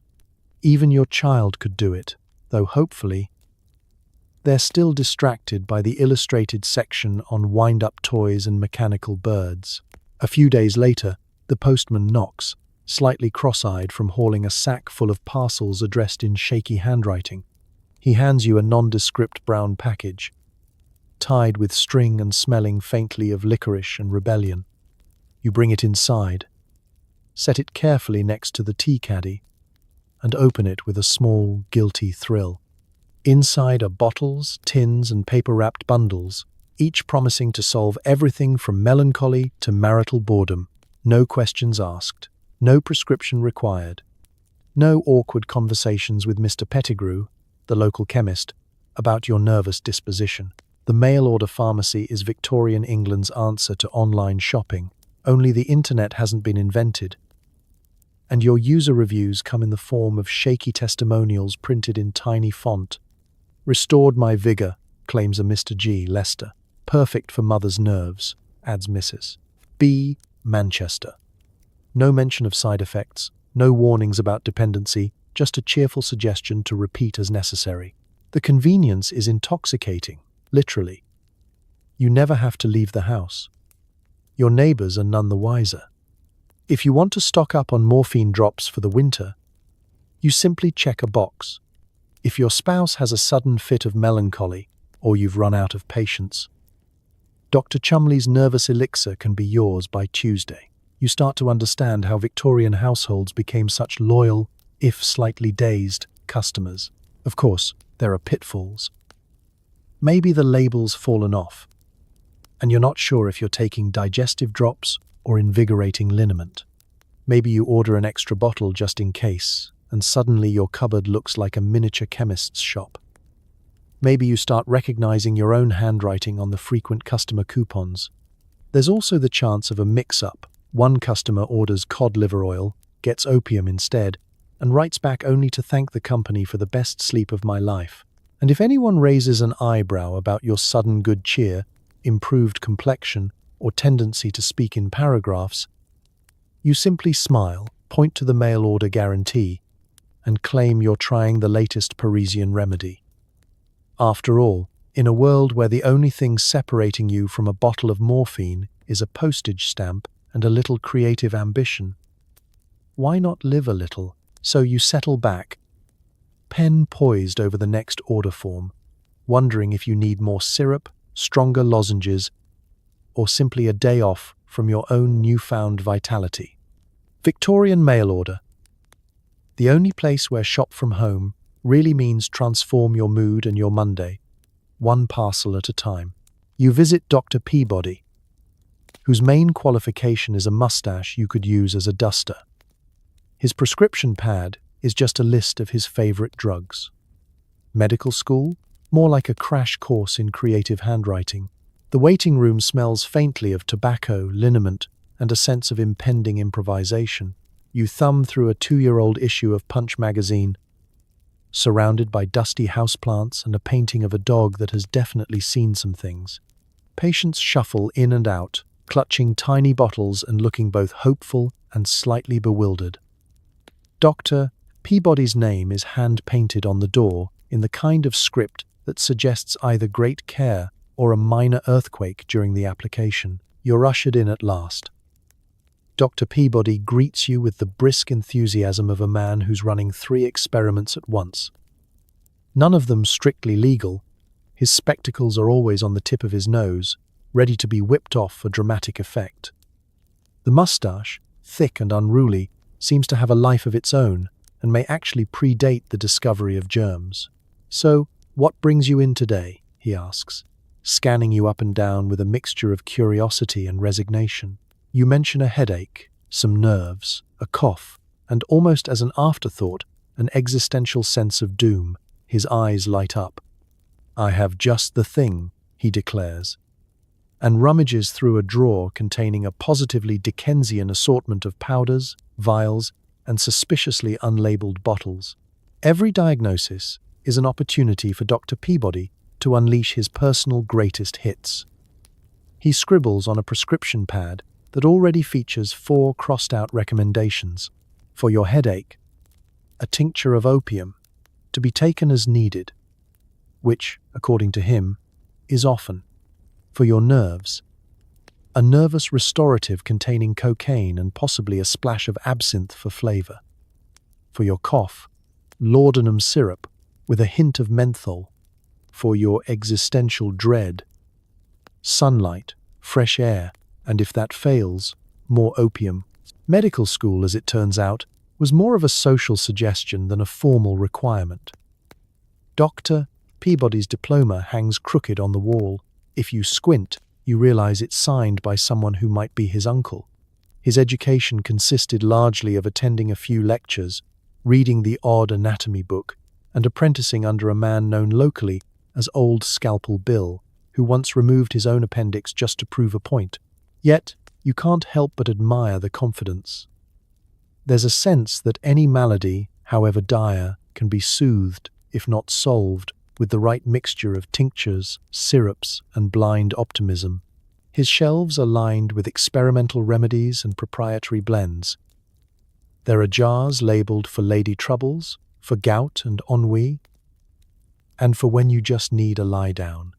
Each bottle promises results, and if they don't deliver, well, there's always another bottle to try. No one seems to mind. In fact, Dr. Peabody is one of the most popular physicians in town.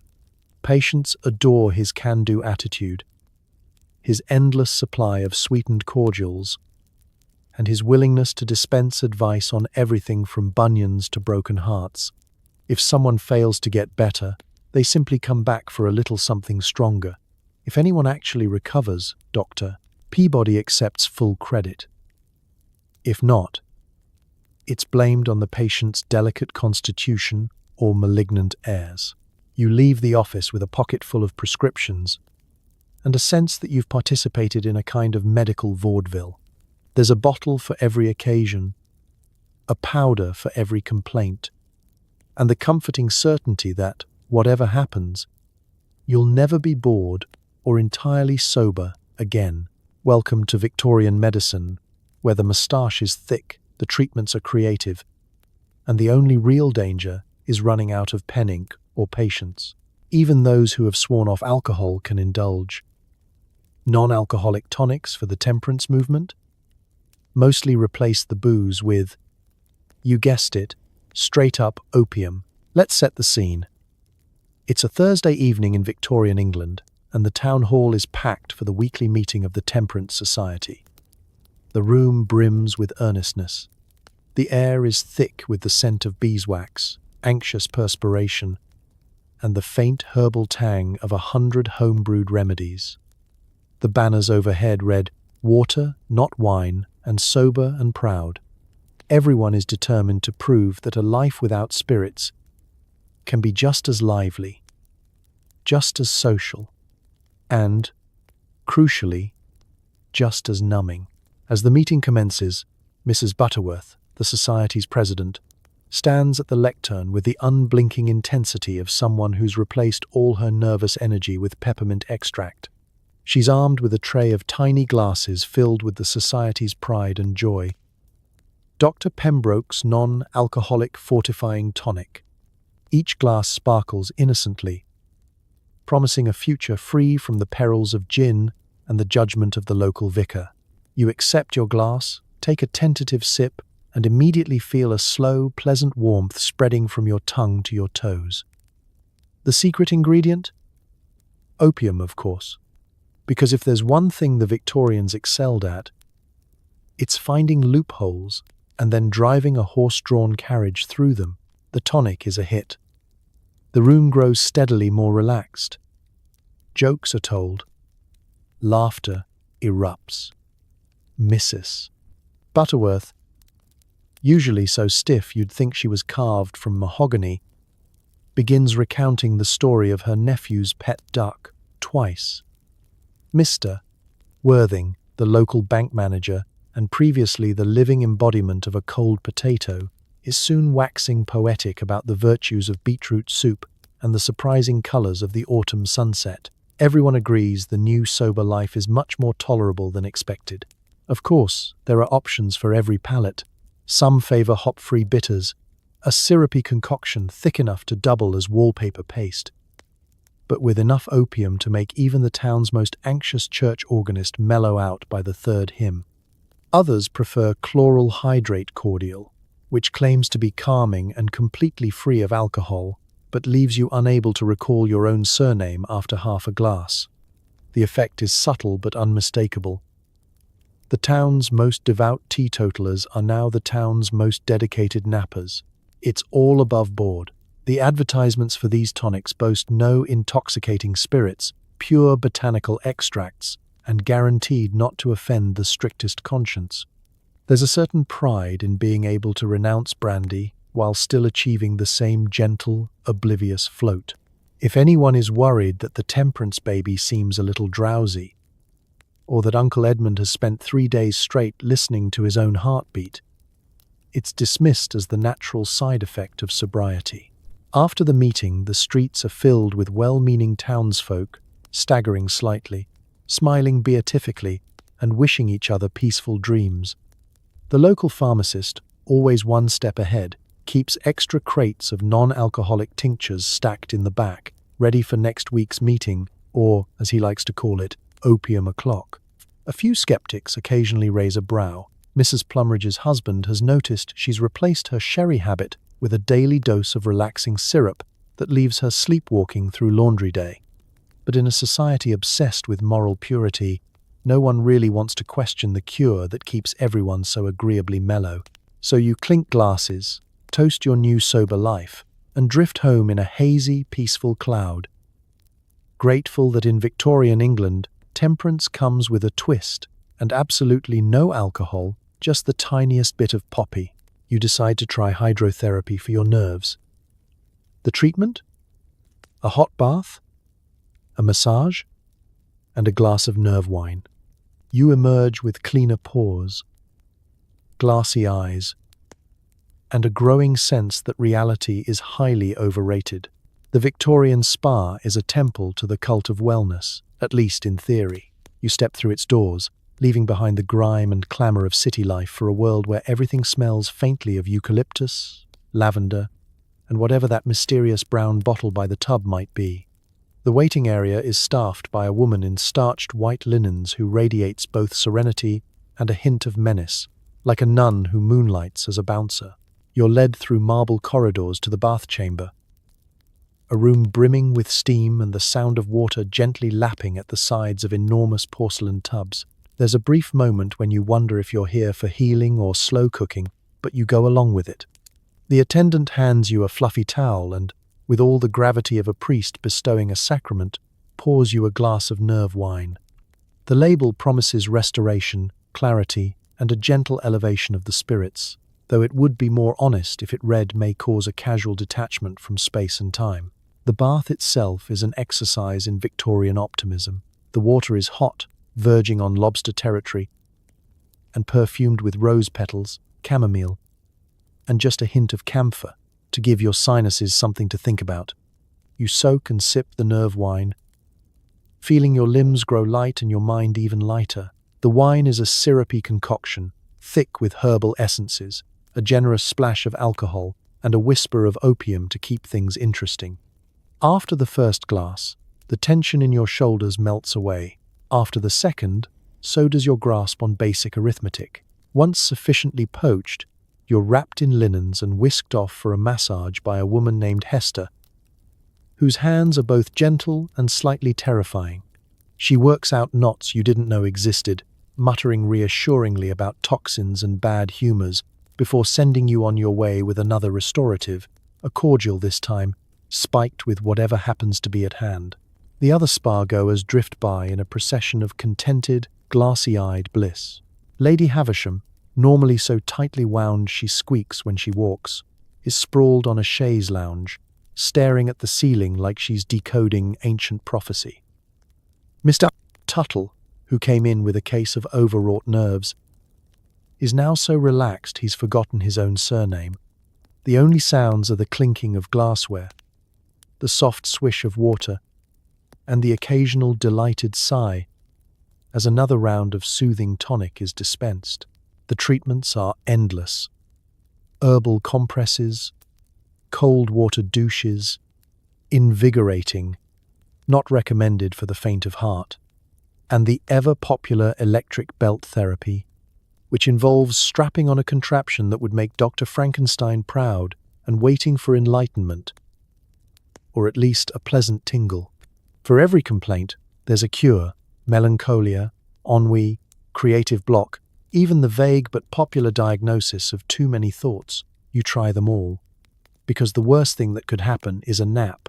Eventually, you're escorted back to the lounge, hair damp, robe askew, spirit hovering somewhere between euphoria and oblivion. The staff congratulates you on your restored vitality and presents you with a bottle of nerve wine for at-home maintenance. You sign the guest book with a flourish, unsure whether you've written your name or a recipe for plum pudding.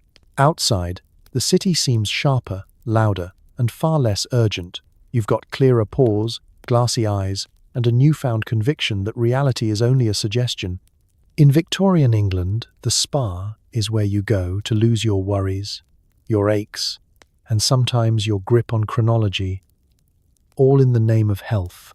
You attend a medicine show where a man in a top hat promises to cure your gout, your debt, and your mother-in-law's nagging. His secret ingredient is mysterious botanical extracts. It's morphine.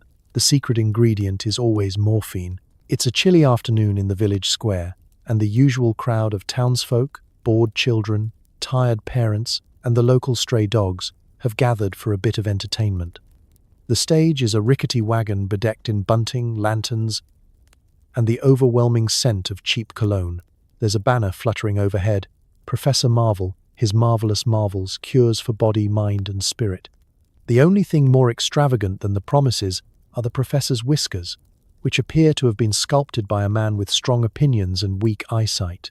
Professor Marvel himself is a force of nature, equal parts magician, auctioneer, and unreliable historian. He struts back and forth on the wagon, twirling his cane and addressing the crowd with a booming voice. Step right up.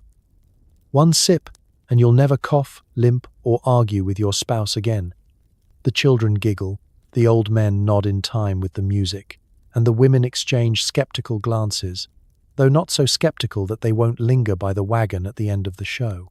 His assistant, Miss Lottie, hands out tiny sample cups with the flair of a carnival barker. The elixir inside is a syrupy brown, tasting faintly of licorice, cloves, and something that might be shoe polish. You throw it back, suppress a cough, and feel the telltale warmth sliding down your throat. It takes less than a minute for your aches to dull, your worries to fade, and your feet to feel suspiciously light. Your mother-in-law's voice, echoing somewhere in your memory, seems distant, almost pleasant. The pitch continues. Professor Marvel claims his miracle tonic contains extract of unicorn's root, essence of Siberian bliss, and a dash of Arabian sunlight. He tells stories of Lady Belinda of Piccadilly, who regained her hearing, old Tom of Tyneside, who walked again, and young Frederick, who finally learned to hold his tongue. Applause from the parents in the crowd. If anyone doubts his claims, he invites them on stage for a demonstration, usually a handshake, an energetic pep talk, and a discreet suggestion that they purchase the deluxe family-sized bottle. You glance at the ingredients, listed in tiny print on the back of the bottle. Botanical extracts, restorative agents, spirits, and the professor's secret touch. What they don't mention is that the secret is morphine, laudanum, or occasionally a sprinkling of cocaine if the crowd looks extra melancholy. The magic is less about the cure and more about the ceremony. After the show, the wagon becomes a pop-up pharmacy. Coins change hands. Bottles disappear into aprons and coat pockets. The town's most skeptical citizen, usually Mrs. Quimby, who hasn't trusted a stranger since the Great Custard Incident of 1863, buys 2 bottles for emergencies. The local doctor grumbles, the constable shrugs, and the blacksmith's apprentice volunteers to taste test anything labeled invigorating. As the wagon rolls out of town, you're left with a bottle of marvelous Marvel tonic, a slight tingling in your fingertips, and a sense that maybe, just maybe, you've witnessed a miracle, or at least paid handsomely for a very entertaining nap. If the next day dawns a little softer, your back aches a little less, and your mother-in-law is mysteriously agreeable, who are you to argue? That's the genius of the traveling medicine show. For a few coins, you buy hope, spectacle, and a temporary reprieve from the aches of daily life. And if you wake up to discover you've also bought a mild addiction, well, that's a problem for the next medicine show. A neighbor dies peacefully in their sleep after a robust dose of sleeping drops. The town doctor calls it natural causes.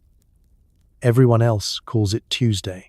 Welcome to the lighter side of Victorian mortality, where the line between relief and eternal rest is just a matter of how generous you were with your last dose. You're used to seeing black armbands and hearing church bells, but when word gets around that Mrs. Dabblethorpe passed away most serenely, no one even blinks. If anything, there's a sense of envy. She got the good night's sleep everyone else has been chasing for weeks.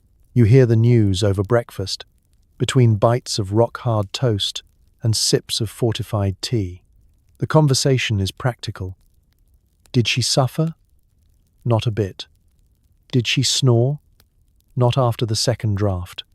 The consensus is that it's the way to go, especially compared to the more common alternatives: drowning in the rain barrel, succumbing to bad air, or being trampled by a runaway milk cart. You attend the funeral, which is mercifully brief. The vicar gives a moving speech about God's mysterious ways, while everyone silently wonders how much laudanum it would take to avoid the next all-night wake. Mrs. Dabblethorpe's daughter weeps quietly in her black veil, clutching a handkerchief that almost certainly smells of camphor and the last of her mother's sleep syrup. At the graveside, there's a moment of respectful silence, broken only by someone whispering, "Do you think she minded?" The answer is a collective shrug. Nobody minds much, once they've sampled the latest sleeping tonic. Back home, the town doctor makes his rounds, checking on the nervous and the sleepless with his well-worn black bag. He prescribes the same mixture that sent Mrs. Dabblethorpe to her reward, minus a few drops for safety. You wonder if there's an informal betting pool on who'll be next, but nobody says it aloud. The risk is an open secret. The bottles on every mantelpiece promise restful sleep, but everyone knows to use a careful hand, or at least have someone nearby to check for breathing. It's not just sleeping drops.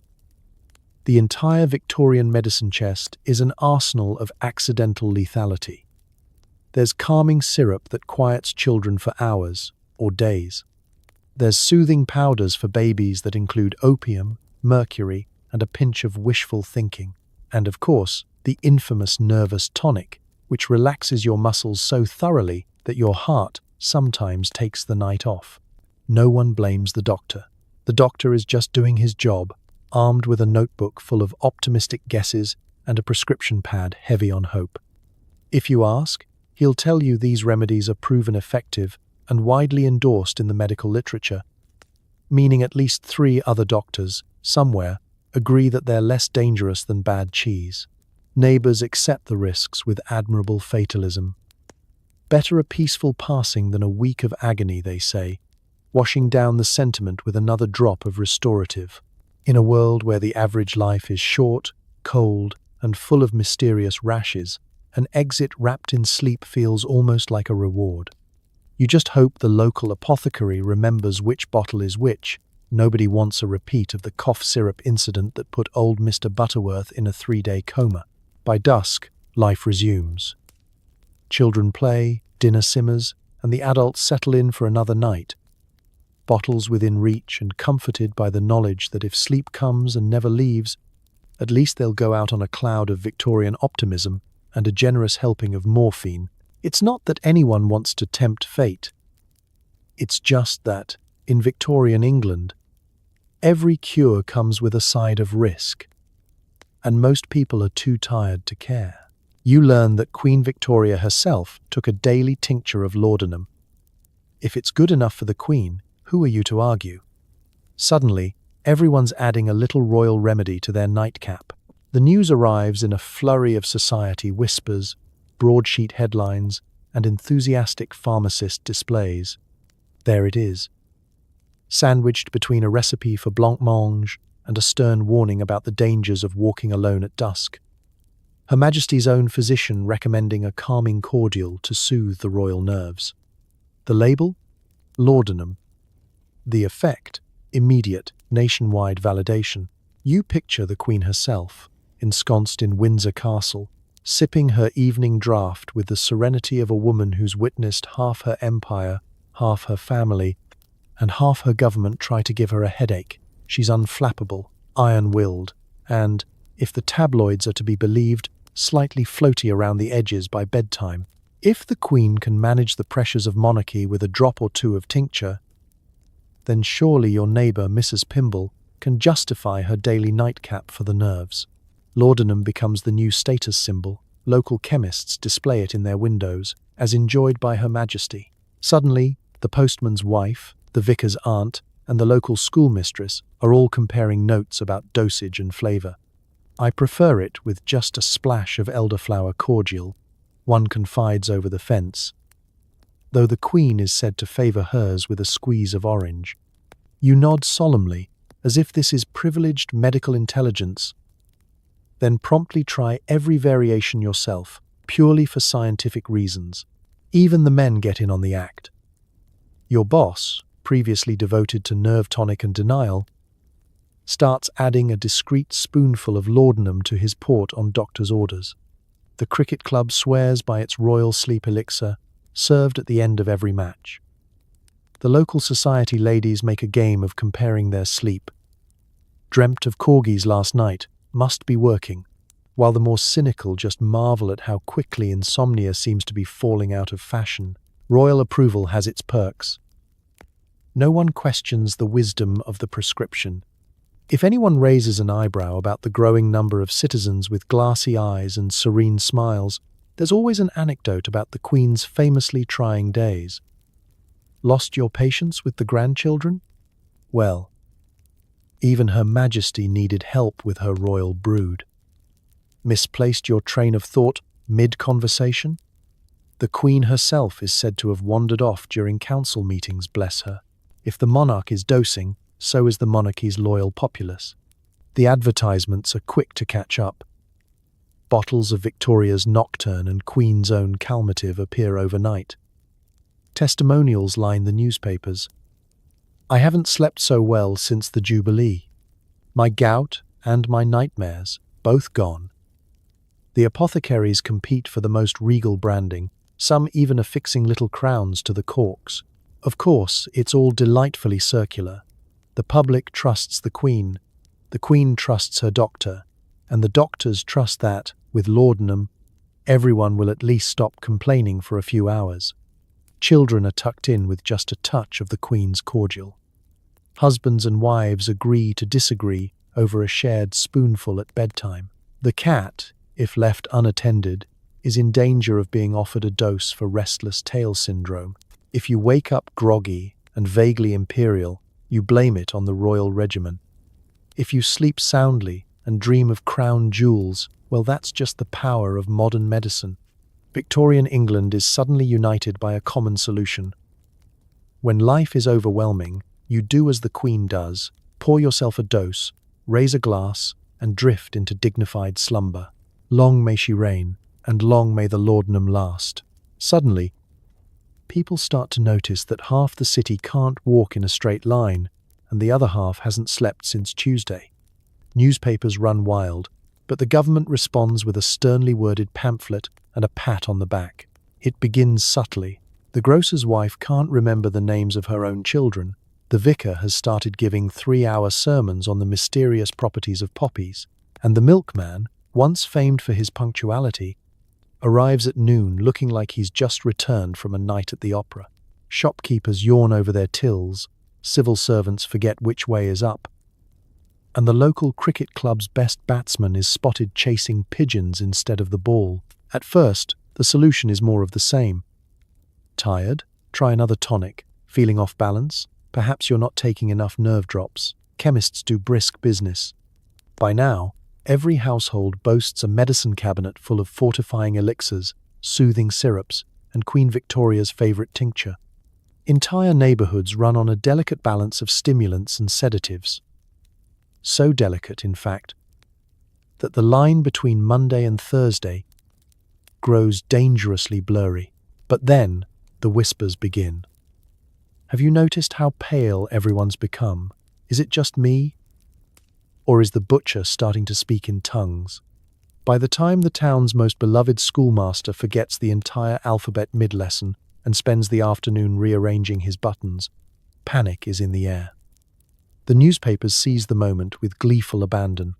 "Our drugged nation." The headlines scream. "Is your neighbor addled?" Cartoons depict stork-legged Victorians sleepwalking through traffic and trying to hail hansom cabs that aren't there. You read the morning paper with equal parts alarm and amusement. The op-eds are pure poetry. Are we a nation of poppies? Is the empire losing its edge to elixir? Local busybodies declare that the chemists are conspiring to destroy the moral backbone of the British people. One worried columnist even suggests the French are behind it. Another simply blames the weather. As panic spreads, so does finger-pointing.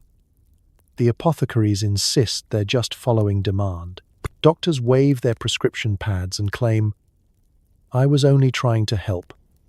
Even the most upstanding members of society start searching for scapegoats. Mrs. Butterworth, leader of the Temperance League, is discovered napping in public, bottle of non-alcoholic fortifier still clutched in her hand. You expect the government to swoop in with decisive action.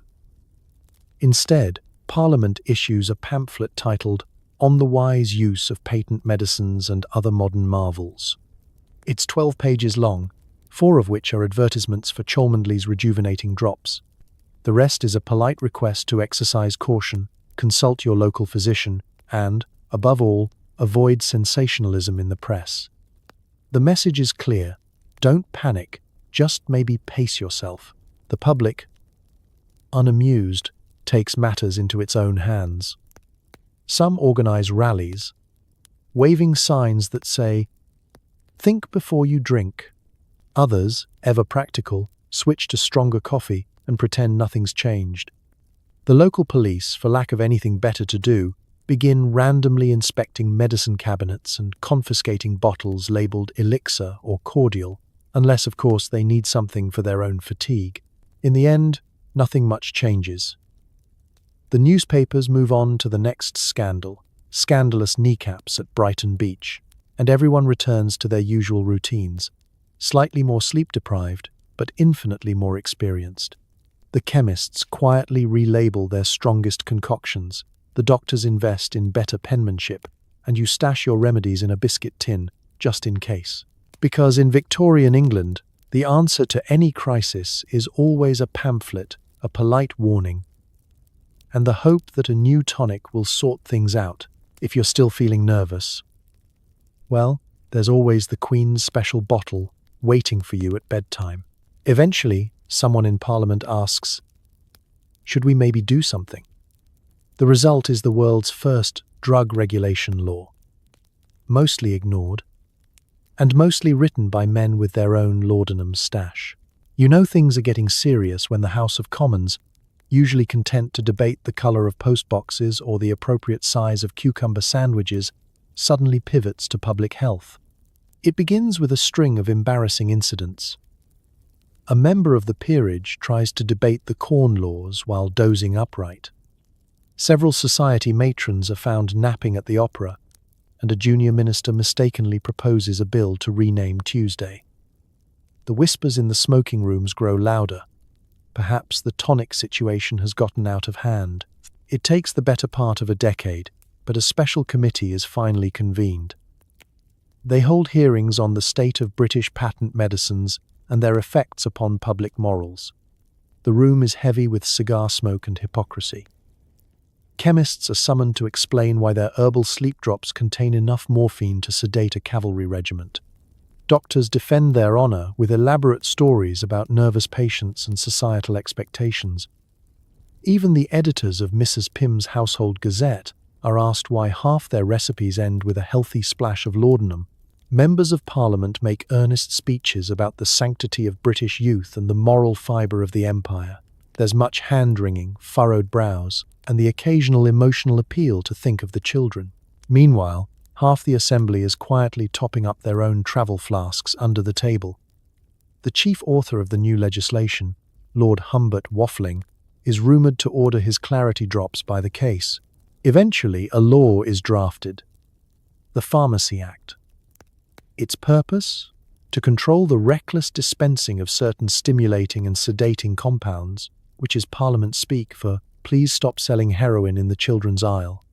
The law introduces strict licensing for chemists, limits the sale of opiates and cocaine to serious cases, as judged by the same doctors who've been handing out bottles like party favours, and requires that certain dangerous substances be labelled as such, preferably in small, tasteful print. The act passes with much fanfare and the promise of a new, healthier Britain. Newspapers hail the end of an era and a victory for common sense. The Queen herself is reported to approve, though her physician is conveniently on holiday. The medical journals print sober, self-congratulatory essays about the triumph of science over sentiment. For about a week, there's a rush on pharmacies as people scramble to stock up just in case. But in practice, not much changes. Chemists sigh and move the stronger stuff behind the counter. Doctors learn to write more ambiguous notes. For Mrs. Digby's nerves becomes code for bring out the special bottle. Parliament forgets about the law as soon as the next scandal arises, something about a parrot and a bishop best not to ask. The public quickly learns the loopholes. If you really need your tonic, you say it's for father's back or a delicate friend with foreign nerves. You trade tips in the bakery queue. Ask for Dr. Bramble's mixture. They never check. Housewives swap bottles at the market with a knowing wink. And if all else fails, there's always the mail-order catalogue, happy to deliver herbal relaxants in plain brown wrappers. The only real difference is the paperwork. Chemists mutter as they fill out ledgers, and Parliament congratulates itself with more pamphlets and another round of committee meetings. A handful of earnest crusaders write angry letters to the Times, which are politely ignored. So the law exists, technically. The city keeps humming, the doctors keep scribbling, and you keep your stash safely tucked away, just out of sight. Because in Victorian England, the only thing more enduring than a bad habit is the art of looking the other way. And if anyone asks, you're just following the law, mostly. You try to quit. Good luck. The medical advice is, just take a little less each day. After 6 hours, you'd sell your own hat for a shot of morphine. Withdrawal? Not a recognized diagnosis. Just a case of the vapors. You announce your intention to stop taking your favorite tonic, expecting encouragement, sympathy, maybe a medal. Instead, your friends offer you a biscuit and a look of confusion. Why would you willingly abandon the only thing making your existence even remotely tolerable? Your neighbor, Mrs. Pettigrew, queen of the household remedies, insists that you just need a brisk walk and some beef tea. Works wonders for the nerves, she says, sipping a suspiciously amber cordial. Determined, you steel yourself for a day without the comfort of Dr. Bumble's restorative drops. At first, things seem fine. After all, you've gone without before, usually by accident, like that time you ran out on a Sunday and the chemist's apprentice pretended not to recognize you. But by mid-morning, your hands start to tremble, your mood sours. The ticking of the mantel clock is suddenly the loudest, most accusatory sound you've ever heard. The sun is too bright. The bread is too loud. Your partner's casual humming inspires an existential crisis. You try all the recommended remedies. A cup of strong tea, a dash of vinegar in water, a brisk walk around the garden, during which you contemplate whether it would be socially acceptable to eat a dandelion if it would stop the chills. Nothing helps. Your skin itches, your thoughts spin, and your heart thumps in your chest like a badly tuned kettle drum. Victorian medicine offers little comfort. The best advice you'll find is, avoid sudden excitement and try not to dwell on your condition. You lie on the fainting couch, clutching a hot water bottle, cursing the invention of modern chemistry. Every cell in your body demands laudanum, morphine, anything to quiet the storm. Your family looks on with polite concern, occasionally mistaking your sweaty delirium for a bad case of the influenza. Someone suggests airing out the room, just in case your withdrawal is caused by miasma or possibly sinful thoughts. You briefly consider the merits of both. The doctor finally arrives, summoned more out of tradition than expectation. He nods gravely, listens to your racing pulse, and prescribes, no surprise, another tonic. But this time, the gentler formula. If you confess that you're trying to quit, he reassures you with the classic medical wisdom of the day: moderation in all things. Perhaps a smaller spoon. He then pockets his fee and recommends a change of scenery, preferably somewhere with less temptation, like perhaps the moon. Your friends send letters of encouragement, all suggesting different cures: cold baths, warm milk, a week at the seaside. Nobody mentions that the symptoms you're describing, shakes, sweats, overwhelming despair, are related to quitting the one thing, keeping your body in Victorian equilibrium. Officially, you have the vapors, nervous exhaustion, or, for the especially poetic, an attack of the spleen. Unofficially, you have a raging case of withdrawal. But nobody has invented that word yet. Eventually, the fever breaks. You survive the night, though you suspect you've aged a decade and misplaced half your personality somewhere between lunch and supper. Your friends are relieved. Glad you're over your spell, old chap, and suggest a celebratory glass of well, you know. You contemplate it, torn between pride and the very real possibility that Victorian life is simply too much for one unmedicated human to bear. The next day, you vow to stay strong. By noon, you've accidentally refilled your prescription. The relief is instant, the colors return to the world, and you're just another Victorian, managing life one measured dose at a time. Because in this world, quitting isn't about heroics, it's about survival, denial, and the comforting, bittersweet sting of just one more drop. It's 4 p.m. and you're fading fast. Instead of coffee, you reach for Vin Mariani, a popular wine laced with, you guessed it, cocaine. Suddenly, your productivity spikes, your cheeks flush, and your diary entries get increasingly optimistic and illegible. It's the original pick-me-up, brought to you by the same people who thought leeches was still a good idea.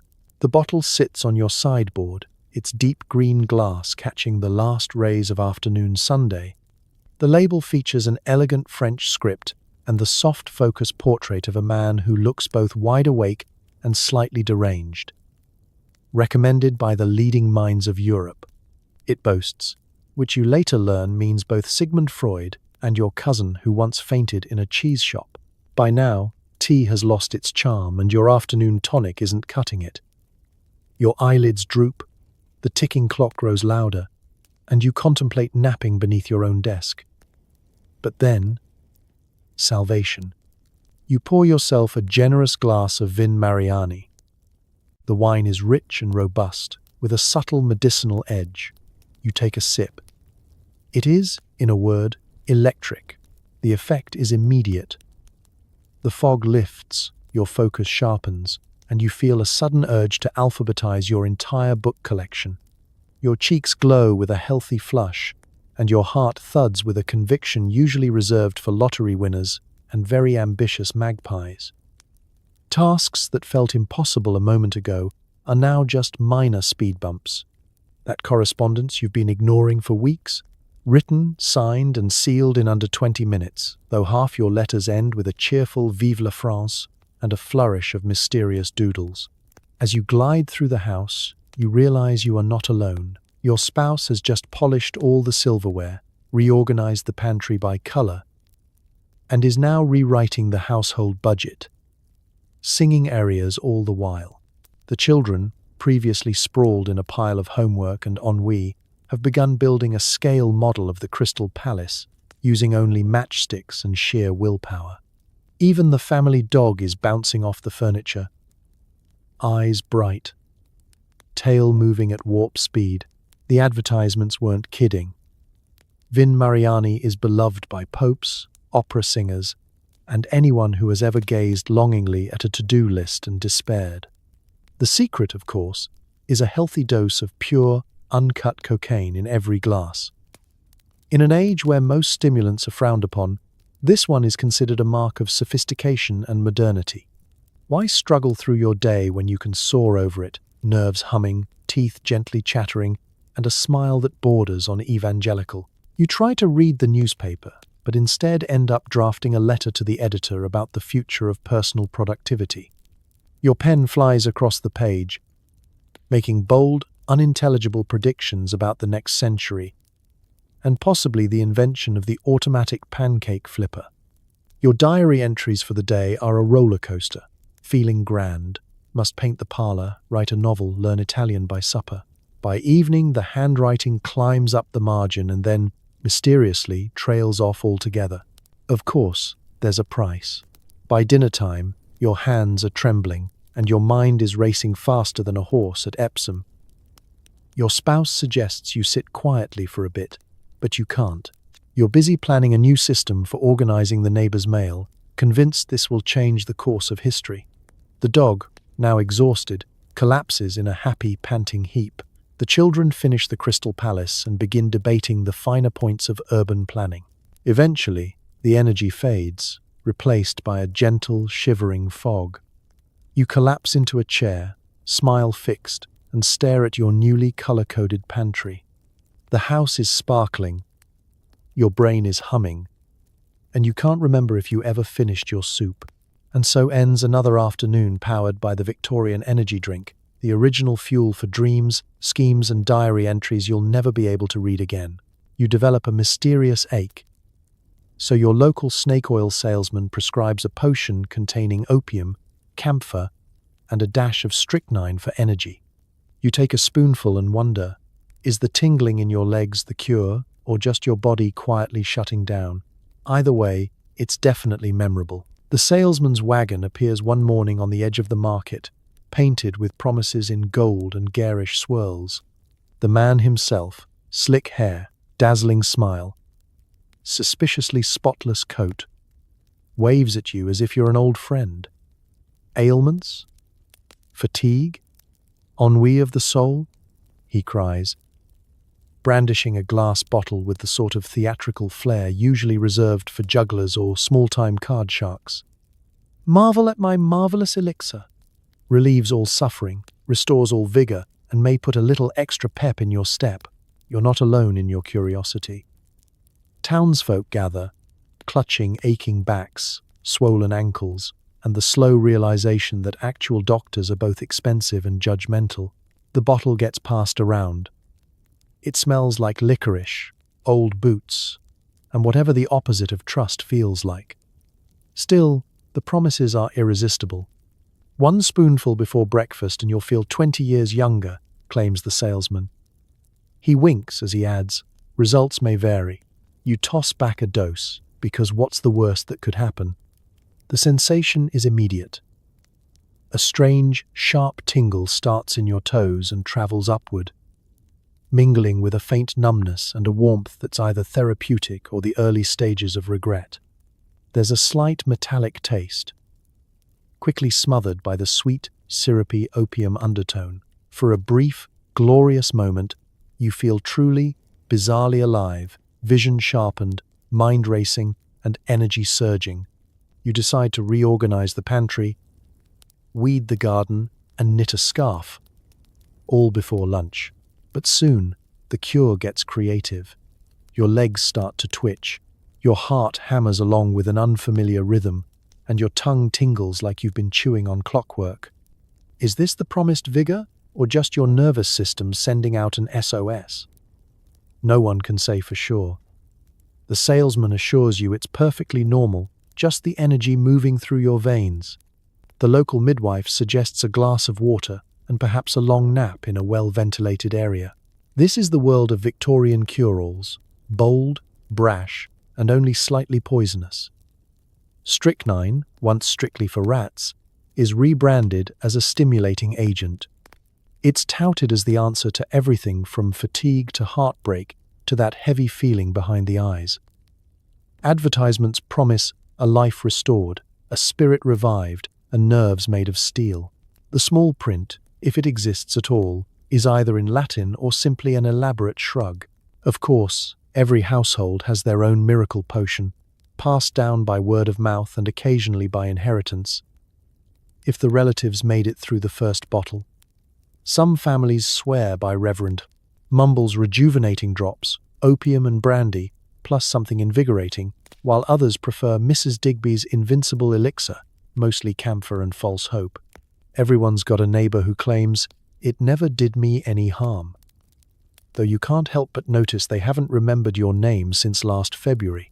You quickly learn that, in Victorian England, any medicine that doesn't kill you outright is considered a roaring success. "Feeling better?" asks the chemist, as you lean unsteadily against the counter. Or just feeling, you can't quite tell. Side effects are part of the bargain, a bit of dizziness, the occasional hallucination, and, in rare cases, spontaneous inspiration to paint the shed at midnight. Still, you survive the day. The ache in your leg is gone, replaced by a new and exciting buzz in your kneecaps. The salesman packs up, pockets jingling, and disappears down the lane, leaving you with a bottle, a story, and a profound respect for the limits of Victorian self-care. And if the tingling never really goes away, well, at least it's memorable. In an age where the cure is often as dangerous as the disease, you can always count on the snake oil to leave an impression, sometimes literally. After closing time, your neighborhood chemist hosts a little gathering. Regulars drop by for a special blend behind the counter. Equal parts medical advice and group therapy, washed down with a warm glass of laudanum punch. It's a support group, Victorian style. Everyone's addicted, but nobody's talking about it. The shop front is dark, its sign gently swinging in the night breeze. But behind the closed curtains, a golden glow spills from the back room, where the shelves are lined not just with medicines, but with secrets. Mr. Pettigrew, your ever-dignified pharmacist, unlocks the side door for a select group of regulars, each arriving with a discreet knock and a shared sense of weary anticipation. Inside, the scene is almost cozy. The usual sharp aroma of carbolic and camphor is softened by the scent of warm punch and spiced biscuits. Mrs. Wigglesworth settles onto a creaky stool, her lace gloves clutched tight, eyes bright with hope and habit. Old Mr. Huxley shuffles in, clutching his battered walking stick and a well-worn flask, nodding at the familiar faces. Even the vicar, still in his Sunday collar, slides into a corner chair with the air of someone whose nerves have been especially spiritual lately. Mr. Pettigrew, mustache twirling and sleeves rolled, bustles about the little stove, mixing up his signature after-hours blend. The recipe is always evolving, a dash of laudanum for courage, a swirl of brandy for warmth, a sprinkle of lemon peel for the humours, and something secret he never reveals. The punch is ladled into chipped teacups, passed hand to hand with solemn appreciation.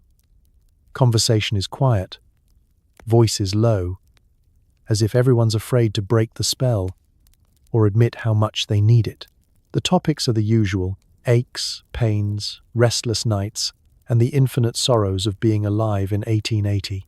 But here, with the laudanum flowing and the world outside fading into darkness, the complaints take on a poetic lilt.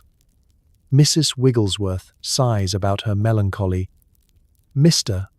Huxley grumbles about phantom pains, and the vicar waxes philosophical about life's burdens.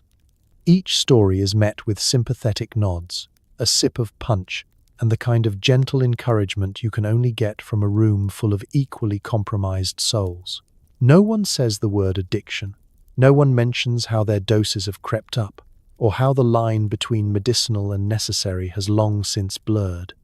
Instead, everyone shares tips: how to hide a bottle in the sewing basket, how to ask the chemist's apprentice for the evening mixture without raising eyebrows, how to sleep through the night without waking the household. If someone admits to running out midweek, there's always a spare dose to be found in a friend's handbag or waistcoat. Mr. Pettigrew presides over it all with the tact of a bartender and the discretion of a priest. He offers advice with a wink and a warning, always reminding everyone to pace themselves and never, ever to mix the green elixir with the blue one. He listens more than he speaks, and no one leaves without a comforting word and a little something for the nerves. You find yourself strangely at ease, floating in that hazy borderland between community and conspiracy. There's something comforting about being among people who all share the same unspoken struggle, even if nobody is quite ready to call it what it island. The laughter is softer, The stories are sadder, but the sense of belonging is stronger than you'd expected. Eventually, cups are emptied, coats are buttoned, and the regulars slip back into the night, fortified against the cold and their own racing thoughts. Mr. Pettigrew extinguishes the lamps, tucks away the punch bowl, and prepares for another day of legitimate business. The after-hours club may be Victorian England's most honest secret, a place to share burdens, to dose the pain, and to survive, one comforting sip at a time. And as you step out into the chilly darkness, you realize it's the one place in town where nobody has to explain why they need just a little more laudanum. You notice your dog's looking a bit peaky. Good news.